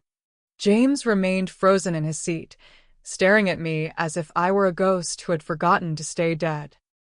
His marketing executive training had prepared him for many crises, but not this one. Sophia made a small, strangled sound and covered her mouth with both hands, looking every bit the young woman she truly was. "You're alive," Victoria said, stating the obvious, because sometimes the obvious is the only thing that makes sense. "You're actually alive." "I am. And I've been watching all of you very carefully for the past month." Victoria's expression shifted again, and I could see her mind working through the implications. The funeral she'd attended, the grief she'd performed, the month of physical labor, the humiliation, the breakdown, all of it had been orchestrated by the woman standing before her. "You let us think you were dead," she said, her voice growing stronger and more accusatory. "You let us bury you. You let us grieve." Yes, I did. Why? I walked to the head of the conference table and placed my hands on the back of the chair where Daniel usually sat. Looking at each of them in turn, I felt a complex mixture of satisfaction, sadness, and something that might have been hope. Because grief was the only thing that made you pay attention to me. The words hung in the air like a challenge. When I was lying in that hospital bed, fighting for my life, where were you? When I called you from the cardiac intensive care unit, what did you say? When I nearly died alone, what was more important than being there for your mother and grandmother? Victoria sank back into her chair, the fight going out of her as suddenly as it had appeared. "Your vacation," I continued. "Your anniversary dinner. Your networking opportunities. Your Instagram content. Everything in your lives was more important than the woman who had spent decades putting your needs before her own." "But we didn't know," James started. "You didn't know what? That a heart attack was serious? That cardiac intensive care meant I was in real danger? Or did you just not care enough to find out?" Sophia was crying again, but these tears were different, ashamed rather than self-pitying. "I wanted to see what you would do if I was really gone," I said, my voice softening slightly. "How you would honor my memory, what you would say about our relationship, how my absence would affect your lives." "And what did you learn?" Victoria asked quietly. "I learned that you're capable of much more than I gave you credit for." I gestured toward Victoria. "You worked harder in the past month than you've worked in years. You solved problems, persevered through difficulties, and discovered strengths you didn't know you had." Victoria's eyes filled with tears, but she didn't look away. "James, you learned to cut your losses and make practical decisions instead of chasing impossible dreams. That's wisdom, even if it came at a high cost." James nodded slowly, his expression thoughtful. "And Sophia, you discovered that your worth isn't determined by external validation or social media metrics. You found the courage to be vulnerable, to ask for help, and to admit when you were wrong." "But you put us through hell to teach us these lessons," Victoria said. "Couldn't you have just talked to us?" I smiled sadly. Darling, when was the last time you really listened to anything I said? When was the last time any of you called me just to hear my voice, the way I called you from the hospital? The question settled over them like a heavy blanket. I tried for years to maintain a relationship with all of you based on love, respect, and mutual care. But somewhere along the way, I became nothing more than a source of financial support and holiday obligations. You stopped seeing me as a person with feelings, needs, and value beyond what I could provide for you. That's not true, Sophia protested, but her voice lacked conviction. Her youthful certainty was cracking as she confronted some uncomfortable truths about her own behavior. Isn't it? When was the last time you visited me without wanting something? When was the last time you called just to check on me, not to update me on your problems or ask for advice or money? The silence stretched long enough to become uncomfortable. Victoria was clearly working through years of interactions, trying to find examples that would contradict my statement. She came up empty. I'm not saying this to hurt you, I continued. I'm saying it because I love you enough to tell you the truth. And the truth is that our family relationships had become transactional. I gave, you took, and nobody questioned whether that was fair or sustainable. Victoria stood up again, but this time her movement was slower, more deliberate. She walked around the table until she was standing directly in front of me. I'm sorry, she said, and for the first time in years, I heard genuine remorse in her voice. I'm sorry for not coming to the hospital. I'm sorry for taking you for granted. I'm sorry for treating you like a convenience instead of a person. The apology I'd been waiting months to hear. And I'm sorry for putting you through this elaborate charade, I replied. But I needed you to understand what it felt like to work for love instead of assuming it would always be there. Victoria reached out hesitantly, as if she weren't sure she had the right to touch me after everything that had happened. I stepped forward and embraced her, feeling 30 years of accumulated resentment and disappointment begin to dissolve. I missed you so much, she whispered against my shoulder. Even when I was angry about the coins and the riddles and all of it, I missed you every single day. I missed you too, darling. More than you know. James and Sophia joined our embrace, and for a few minutes, we stood in that conference room crying and holding each other like people who had been given an unexpected second chance. When we finally separated, Daniel cleared his throat diplomatically. If I may, he said, Mrs. Manny Wells has one final piece of business to address. We all turned to look at him, and he smiled, the first genuinely pleased expression I'd seen from him during this entire process. The checks you've been given are real, and they're yours to keep. But Mrs. Manny Wells also wanted you to know that she's added an additional provision to her actual will, the one that will matter when she really does pass away someday. What kind of provision? James asked. I took a deep breath. I've established a trust that will provide each of you with a generous inheritance, but only if you maintain regular, meaningful contact with me for the rest of my life. Not transactional contact, genuine relationship. What does that mean exactly? Sophia asked. It means phone calls just to talk. It means visits that aren't connected to holidays or special events. It means treating me like someone you actually want to spend time with, not just someone you're obligated to tolerate. Victoria wiped her eyes and managed a small smile. So you're bribing us to love you? I'm incentivizing you to behave like loving family members until hopefully it becomes genuine habit, I corrected. Think of it as relationship training wheels. And if we don't? James asked. Then you get nothing when I actually die, and my real estate goes to the animal shelter, where love and loyalty are never taken for granted. Sophia laughed, a sound I hadn't heard from her in years. You really are diabolical, Grandma Rose. I prefer strategically motivated, I replied. But diabolical works too. Daniel gathered his papers and stood up. I'll leave you all to discuss these new arrangements. Mrs. Manuel's, the apartment lease is paid through the end of the month if you need time to transition back home. Thank you, Daniel, for everything. He paused at the door. For what it's worth, this was the most interesting case I've handled in 30 years of practice. You might consider writing a book about unconventional estate planning. After he left, my family and I sat in the conference room talking for 3 hours. Really talking, the way we hadn't in years. Victoria told me about the loneliness she'd felt during her marriage, how she'd been using shopping and travel to fill emotional voids she didn't know how to address.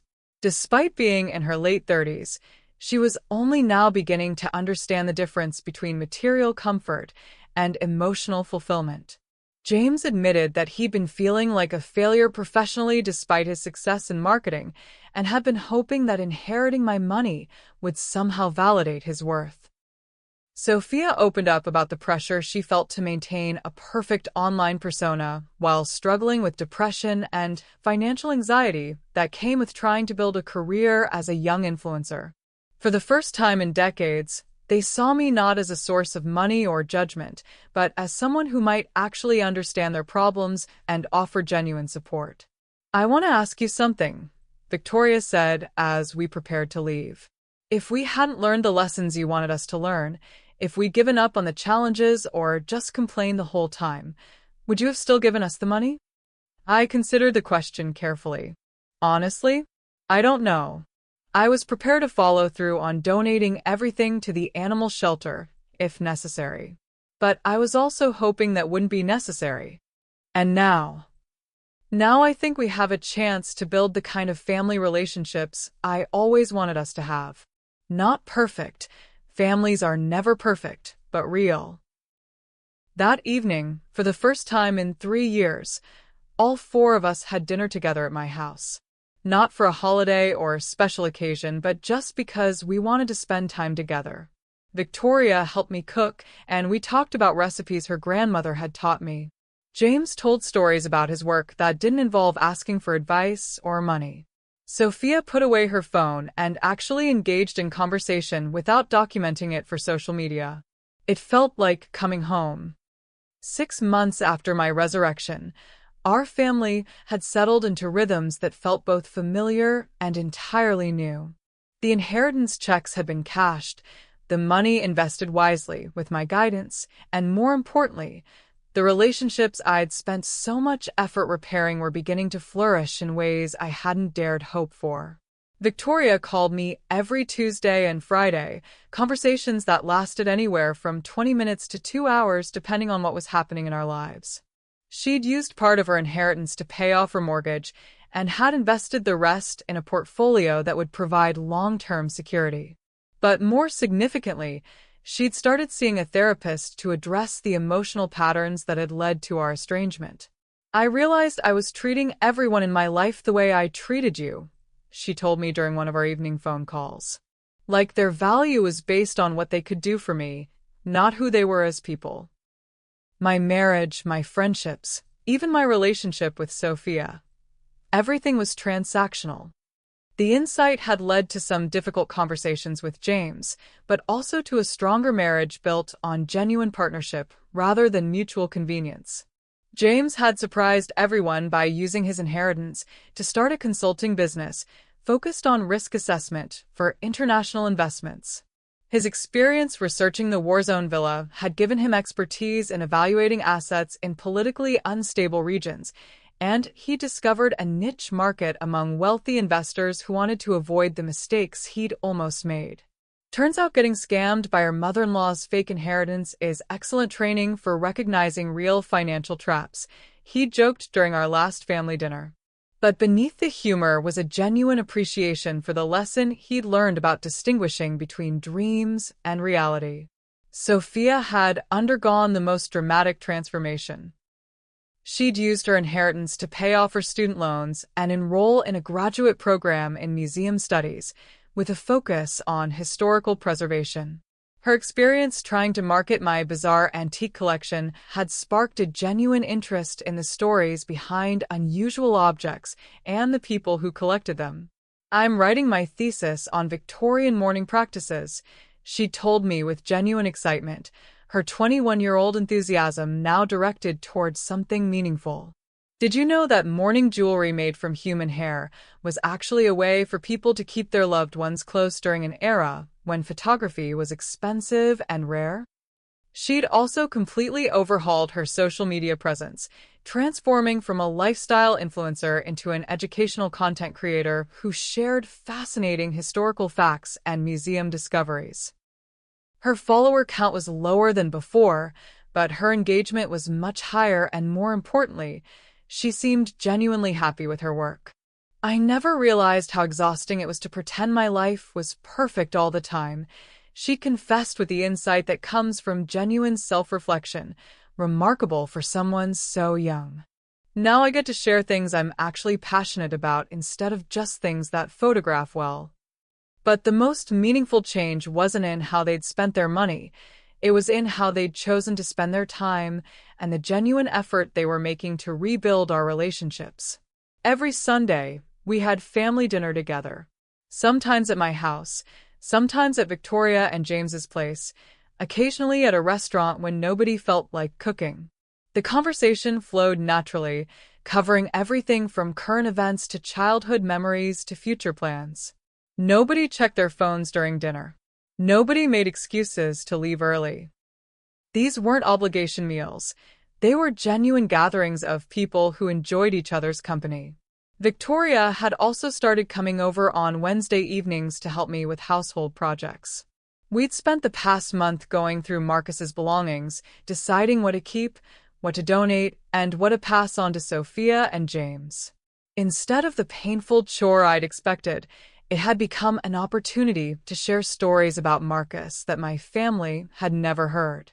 I never knew he wrote you love letters every week for the first 5 years you were married, Victoria said, carefully folding one of his vintage ties. Even when he was traveling for work, he'd mail them from whatever city he was in. He said consistency was the foundation of romance, I replied, wrapping his watch in tissue paper. Grand gestures are nice, but daily kindness is what builds a life together. These conversations had helped Victoria understand not just who her father had been, but what kind of marriage she wanted to build with James going forward. Sophia visited every other Saturday, usually bringing coffee and pastries from a bakery near her university. We'd started working together on a project to organize and digitize the family photographs that had been scattered through various albums and boxes for decades. She approached it with the methodical care of a professional archivist, creating detailed catalogs and preservation plans. Look at this one, she said during her most recent visit, holding up a black and white photo of Marcus and me from our honeymoon. You both look so young and optimistic. Like you believed everything would work out perfectly. We did believe that, I said, studying the image of our younger selves. And you know what? We weren't wrong. It did work out, just not in the ways we expected. The photo project had become a way for Sophia to connect with family history that extended beyond her immediate experience. She discovered relatives she'd never heard of, learned about family traditions that had been forgotten, and gained a sense of belonging to something larger than herself. Even James had found his own way to strengthen our relationship. He'd started coming over every few weeks to help with household maintenance, replacing light fixtures, cleaning gutters, fixing the small problems that accumulate in any home. It wasn't something I'd asked for, but something he'd offered after realizing how much practical support Marcus had provided that I'd been handling alone. You don't have to hire contractors for this stuff, he'd said while installing a new garbage disposal. I actually enjoy working with my hands, and it gives us time to talk without the women making fun of our conversation topics. Our conversation topics usually involve sports, politics, and his business ventures, subjects that bored Victoria and Sophia, but that I found refreshingly straightforward. These maintenance visits had become opportunities for the kind of easy companionship I'd never expected to develop with my son-in-law. But perhaps the most significant change was in how we handled conflict and disagreement. The previous month, Victoria and James had argued during family dinner about their vacation plans. Instead of the passive-aggressive silence that had characterized our family dynamics for years, we'd all stayed at the table and worked through the disagreement together. "I think you're being unrealistic about the budget," Victoria had said to James, her voice frustrated but not hostile. "And I think you're being unnecessarily anxious about money we can afford to spend," James had replied. Instead of someone changing the subject or making excuses to leave, Sophia had asked thoughtful questions about their different perspectives. I'd shared some insights from my own marriage about balancing financial security with enjoyment of life. By the end of the evening, Victoria and James had found a compromise that addressed both their concerns. "This is what families are supposed to do, isn't it?" Sophia had said afterward. "Work through problems together instead of pretending they don't exist." "Yes," I'd replied. "This is exactly what families are supposed to do." The changes weren't limited to my immediate family, either. Word had somehow spread through our social circle about my elaborate estate planning experiment, and I'd become something of a local celebrity among women my age. "Rosalinda Manuels, you are absolutely diabolical," my friend Margaret had said during lunch at the country club. "Half the women here are taking notes for their own wills." "Please don't encourage them," I'd replied. "What I did was highly risky and could have backfired spectacularly." But it didn't backfire. It worked. She was right. It had worked. Better than I'd dared hope. But the success hadn't come from the elaborate schemes or the fake death or the inheritance challenges. It had come from finally having honest conversations about what we all needed from each other. The money had been the catalyst, but the real change had happened when we'd stopped pretending that our relationships were fine and started doing the work necessary to make them actually fine. One evening in late spring, as I was working in my garden, Victoria joined me among the roses that Marcus had planted decades earlier. "I've been thinking about something," she said, kneeling beside me to help weed around the base of a particularly magnificent pink bush. "You could have just cut us off completely after the hospital incident. You could have changed your will to leave everything to charity and never spoken to us again." Yes, I could have. Why didn't you? I sat back on my heels and considered the question. The evening light was golden and warm, the kind of illumination that makes everything look more beautiful and forgiving. Because even when I was angry with you, even when I felt betrayed and abandoned, I still loved you. And I still believed that underneath all the selfishness and thoughtlessness, you were good people who were capable of being better. What if you'd been wrong? Then I would have learned something important about the people I'd raised, and I would have acted accordingly. Victoria was quiet for a moment, her hands working methodically through the soil. "I think the scariest part of this whole experience," she said finally, "was realizing how close we came to losing you forever, not because you died, but because we'd made you stop caring whether we lived or died." It was perhaps the most insightful thing she'd ever said to me. "But we didn't lose each other," I pointed out. "We found our way back. Because you fought for us, even when we didn't deserve it. Fighting for the people you love is what mothers do, darling. It's what grandmothers do. Sometimes it means supporting and encouraging. Sometimes it means challenging and confronting. But it always means caring enough to try." As the sun set over our garden, painting the roses in shades of gold and crimson, I felt a deep sense of satisfaction. Not because I'd successfully manipulated my family into better behavior, but because I'd created space for all of us to become the people we were capable of being. The inheritance challenges, the fake death, the elaborate deceptions, those had been theater. The real work had been everything that came after. The honest conversations, the changed behaviors, the choice to prioritize relationship over convenience. I'd set out to teach my family about love and loyalty. In the process, I'd remembered what it felt like to be truly loved in return.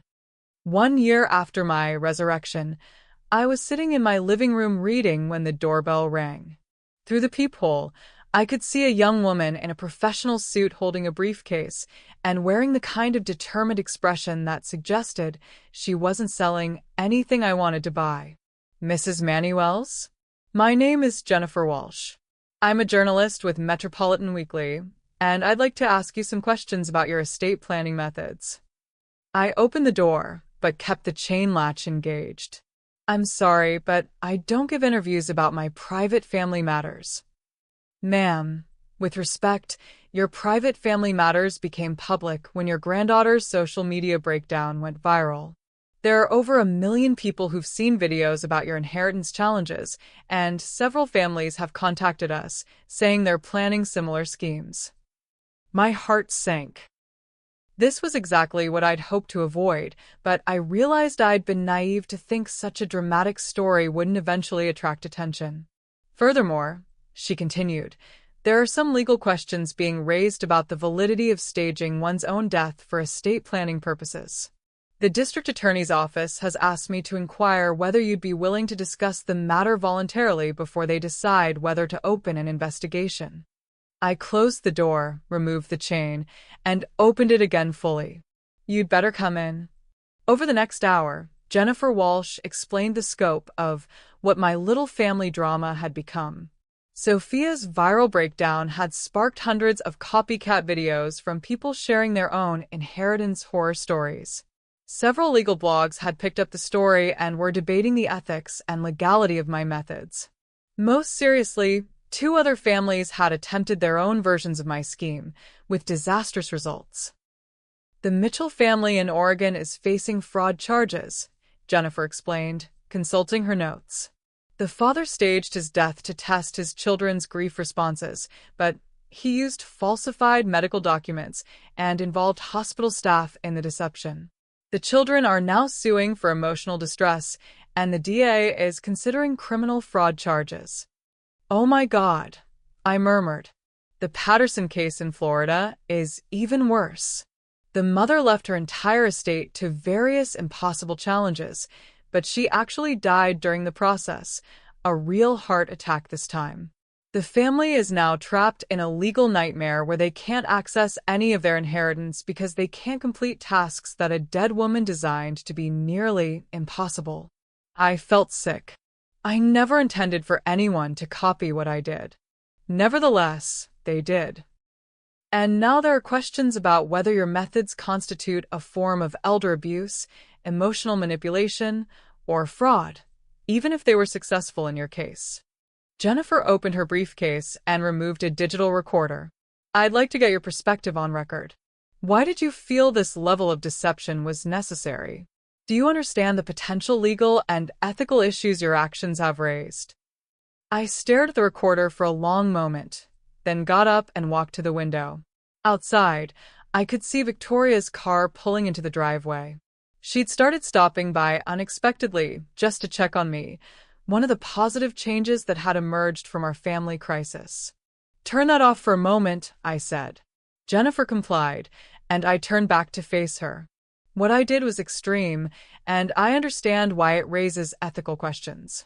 But I want you to understand something about the situation that led to my decision. I told her about the hospital, about the phone calls, about years of feeling like my only value to my family was financial. I explained about the loneliness, the sense of being taken for granted, and the growing realization that my relationships with my children and grandchild had become entirely transactional. I'm not defending what I did, I said finally. I'm explaining why I felt it was necessary.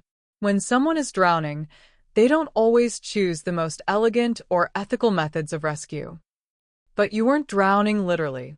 You were drowning emotionally because your family wasn't meeting your needs. Yes. Couldn't you have addressed that through therapy, family counseling, or simply honest conversation? I smiled sadly. Young lady, have you ever tried to have an honest conversation with someone who doesn't want to hear what you have to say? Have you ever attempted therapy with family members who see your emotional needs as inconvenient obligations? Jennifer was quiet for a moment. I had tried conventional approaches for years. I continued. I'd expressed my feelings, set boundaries, requested more involvement in their lives. Nothing changed because they had no incentive to change. I was always going to be there, always going to provide financial support, always going to love them regardless of how they treated me.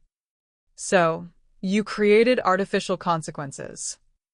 I created real consequences for behavior that was genuinely harmful to our relationships.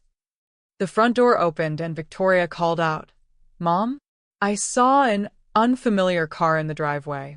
"Is everything okay?" "In here, darling. We have a visitor." Victoria appeared in the doorway, took in the scene, the journalist, the recorder, my tense posture, and immediately shifted into protective mode. "What's going on?" I introduced Jennifer and explained why she was there. Victoria's expression grew increasingly concerned as she understood the scope of the media attention and potential legal issues. "Are we in trouble?" she asked bluntly. "Not necessarily," Jennifer replied. "But there are questions that need to be addressed. The district attorney wants to ensure that no laws were broken, and there's public interest in understanding how and why this situation developed." Victoria sat down next to me on the sofa. "What do you need to know?" For the next 2 hours, Jennifer interviewed both of us about the inheritance challenges, our family dynamics, and the outcomes of my educational experiment. Victoria was remarkably candid about her behavior before my hospitalization and honest about how the experience had changed her perspective. "I was a terrible daughter," she said at one point. "Not abusive or cruel, but neglectful and selfish. I treated my mother like a service provider rather than a person. When she nearly died, and I chose to stay on vacation instead of coming home, that was a choice that revealed something ugly about my priorities." "And you feel that your mother's response was proportionate to your behavior?" Victoria considered the question carefully. "I think my mother's response was desperate. She'd tried conventional methods to get our attention and improve our relationships, and nothing had worked. What she did was extreme, but it was also effective." "Effective in what way?" "I work harder now. I'm more grateful for what I have. I understand the difference between being entitled to something and earning it. Most importantly, I actually have a relationship with my mother now instead of just going through the motions of being her daughter." Jennifer turned to me. "And you feel that these outcomes justify the methods you used?" "I feel that these outcomes validate my assessment that my family was capable of being better than they were. Whether that justifies my methods is a question for ethicists and legal scholars." "Do you regret anything about how you handled the situation?" I thought about the question seriously. "I regret that it became public. I regret that other families have attempted to copy my methods without understanding the specific circumstances that led to my decision. I regret that my granddaughter was humiliated on social media as a result of my choices." "But you don't regret the core decision to stage your death and create the inheritance challenges?" "No." "Because the alternative was watching my relationships with my family continue to deteriorate until we became strangers who exchanged birthday gifts and holiday visits out of obligation rather than love." Jennifer spent another hour asking detailed questions about the legal and financial mechanisms I'd used, the involvement of various professionals, and the potential for others to replicate my approach. Finally, she packed up her equipment and prepared to leave. "One final question," she said. "What would you say to other families who might be considering similar approaches to their relationship problems?" I looked at Victoria, who nodded encouragingly.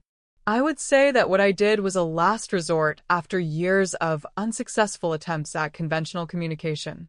It was high risk, potentially damaging, and could easily have backfired. It worked in our case because my family members were fundamentally good people who had fallen into bad patterns, not because they were malicious or irredeemable. And if someone's family members are malicious or irredeemable, then no amount of creative estate planning will fix the problem, and they should focus on protecting themselves rather than trying to change people who don't want to be changed."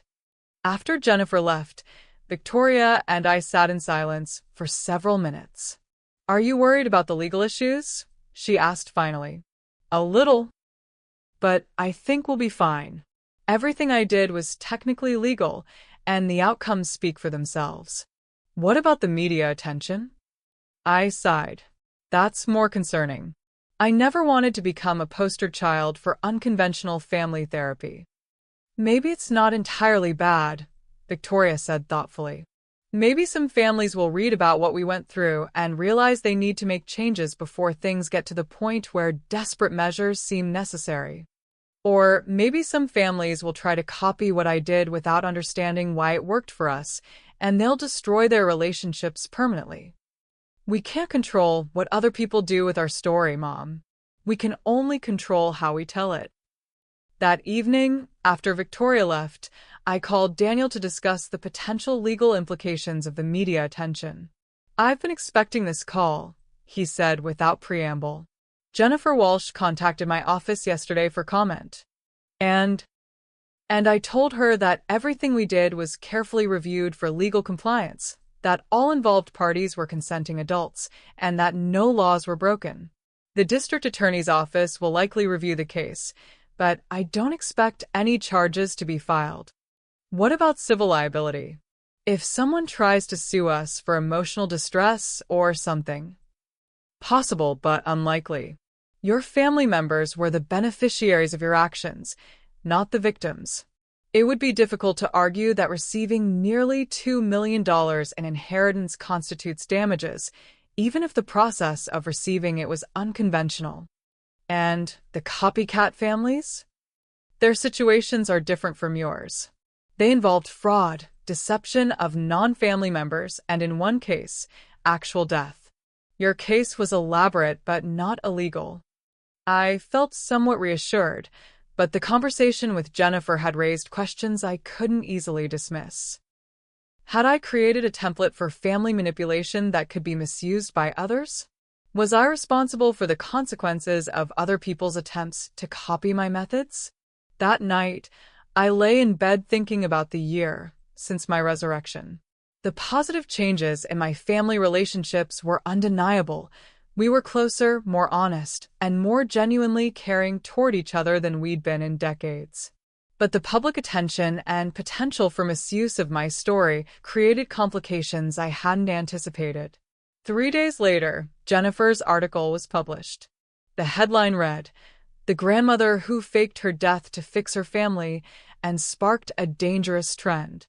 The piece was balanced and thoughtful, presenting both the positive outcomes in our family and the concerning legal and ethical questions raised by copycat attempts. The article included interviews with family psychology experts, estate planning attorneys, and ethicists who offered varying perspectives on my methods.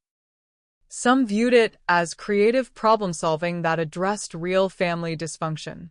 Others saw it as manipulation that could set dangerous precedents for how family conflicts are resolved. Most concerning was the final section, which detailed 3 additional families who had attempted similar schemes in the months since our story became public.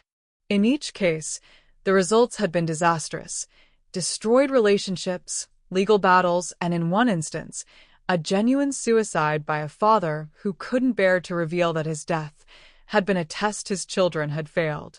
Reading about these consequences, I felt a deep sense of responsibility and regret. My methods had worked for our specific family dynamic, but they were being misapplied by people who didn't understand the careful planning, legal safeguards, and fundamental love that had made my approach successful rather than destructive. That afternoon, Sophia called me in tears. "Grandma Rose, I'm so sorry. I never meant for this to become public. When I did that live stream, I was just so frustrated and scared, and I didn't think about who might be watching or what they might do with the story." "Sweetheart, this isn't your fault. You were processing a difficult situation in the way that felt natural to you. You couldn't have predicted how other people would respond. But people got hurt because of what I shared. That man who killed himself, his family, says he got the idea from our story." I closed my eyes, feeling the weight of unintended consequences. "Sophia, listen to me. You are not responsible for other people's choices. You shared your own experience honestly, which is your right. What others chose to do with that information was their decision, not yours. But don't you feel guilty? About all of it? I considered her question carefully. I feel sad that other people have been hurt. I feel concerned that my methods might be misused by families who don't understand the specific circumstances that made them appropriate for us. But I don't feel guilty about fighting for my relationship with my family when conventional approaches had failed. Even knowing what we know now about the consequences? Even knowing what we know now. That evening, all four of us had an emergency family meeting to discuss how to handle the ongoing media attention and whether we needed to make any public statements. I think we should be transparent, James said. Explain exactly why you felt these measures were necessary, what made them successful in our case, and why they might not work for other families. I think we should stay quiet and let the story die down, Victoria countered. The more we talk about it, the more attention it gets, and the more likely it is that other people will try to copy what we did. But if we don't tell our side of the story, Sophia pointed out, other people will define the narrative for us. And they might get it wrong. In the end, we decided to give one comprehensive interview to a reputable family psychology magazine with the explicit goal of providing context and cautionary advice for other families considering similar approaches. The interview would focus on the years of relationship work that had made our reconciliation possible, rather than the dramatic methods I'd used to initiate that work. The article, when it was finally published, emphasized that our success had come not from the inheritance challenges themselves, but from everyone's willingness to engage in honest self-reflection and make genuine behavioral changes. The dramatic elements had been a catalyst, but the real healing had happened through months of patient rebuilding of trust and communication. 6 months later, as I write this final chapter, our family has settled into what I can only describe as genuine contentment. The media attention has faded, the legal questions have been resolved, no charges were filed, and we've found our rhythm as people who actually enjoy each other's company. Victoria has become the daughter I always hoped she could be, not perfect but present. She calls me regularly, visits often, and most importantly, she treats me like someone whose opinions and feelings matter. Last month, she asked my advice about a career change she's considering, not because she wanted my money to support it, but because she valued my perspective. James has surprised everyone by becoming my closest confidant in the family. Our weekly maintenance sessions have evolved into genuine friendship, and I've found myself looking forward to our conversations about business, politics, and life philosophy. Yesterday, he brought me a book he thought I'd enjoy. Not because it was my birthday or a holiday, but simply because he saw it and thought of me. Sophia has flourished in her graduate program and has started including me in her academic life in ways that feel natural rather than obligatory. She recently asked me to be interviewed for her thesis project about family history and memory preservation. Spending hours with her digital recorder, sharing stories about my own grandmother and the traditions that shaped our family, felt like passing on something truly valuable. The inheritance money has been spent wisely. Victoria and James have achieved the financial security they'd always worried about, and Sophia has the education and career foundation she needed. But more importantly, they've all learned to distinguish between what they want and what they need, between what they're entitled to and what they've earned. Our Sunday dinners continue, but they've evolved beyond the careful politeness of people rebuilding damaged relationships. Last week, we spent 3 hours at the table talking about everything from Sophia's thesis research to James's latest consulting project to Victoria's thoughts about early retirement. The conversation flowed naturally, punctuated by laughter and the kind of comfortable silences that exist between people who trust each other. But perhaps the most meaningful change is the hardest to quantify. We've become a family that shows up for each other. When I had a minor surgery last month, routine gallbladder removal, nothing dramatic, all 3 of them rearranged their schedules to be there. Not because they were obligated or because they thought I might change my will again, but because they wanted to make sure I wasn't alone during a medical procedure. Victoria took time off work to drive me to the appointment and stay during the surgery. James handled all the logistics of coordinating with my doctors and insurance. Sophia brought enough books and magazines to stock a small library because she knew I'd be bored during recovery. It was exactly the kind of support I'd needed and wanted during my heart attack, offered freely and naturally because it was the right thing to do. A few weeks ago, I received a letter from a woman in Michigan whose family had seen Jennifer Walsh's article. She was struggling with similar issues: adult children who only contacted her when they needed money, grandchildren who treated her like an ATM with holiday traditions attached. She was considering her own version of my inheritance challenges and wanted advice. I wrote back immediately, but not with encouragement she might have expected.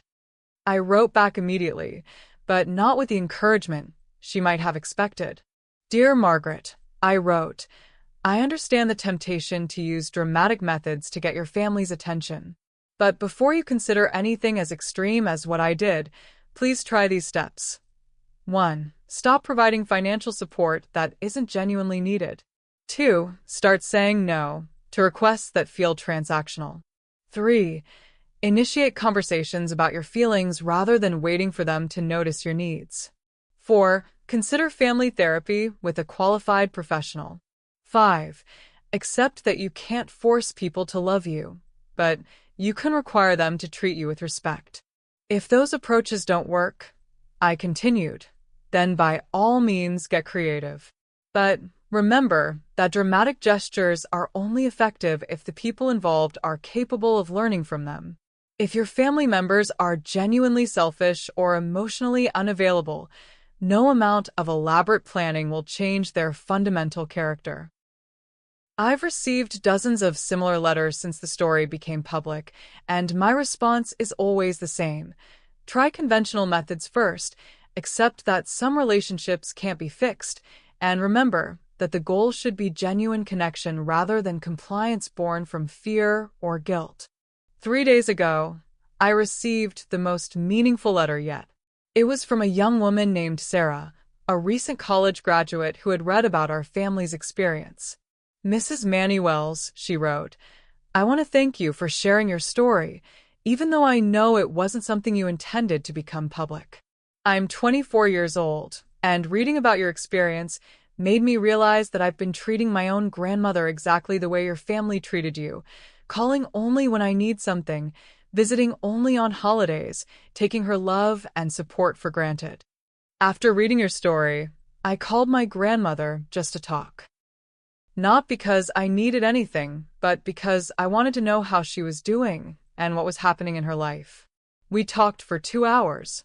She told me stories about her childhood that I'd never heard, shared worries about her health that she'd been keeping to herself, and expressed interest in my career that went far beyond polite inquiries.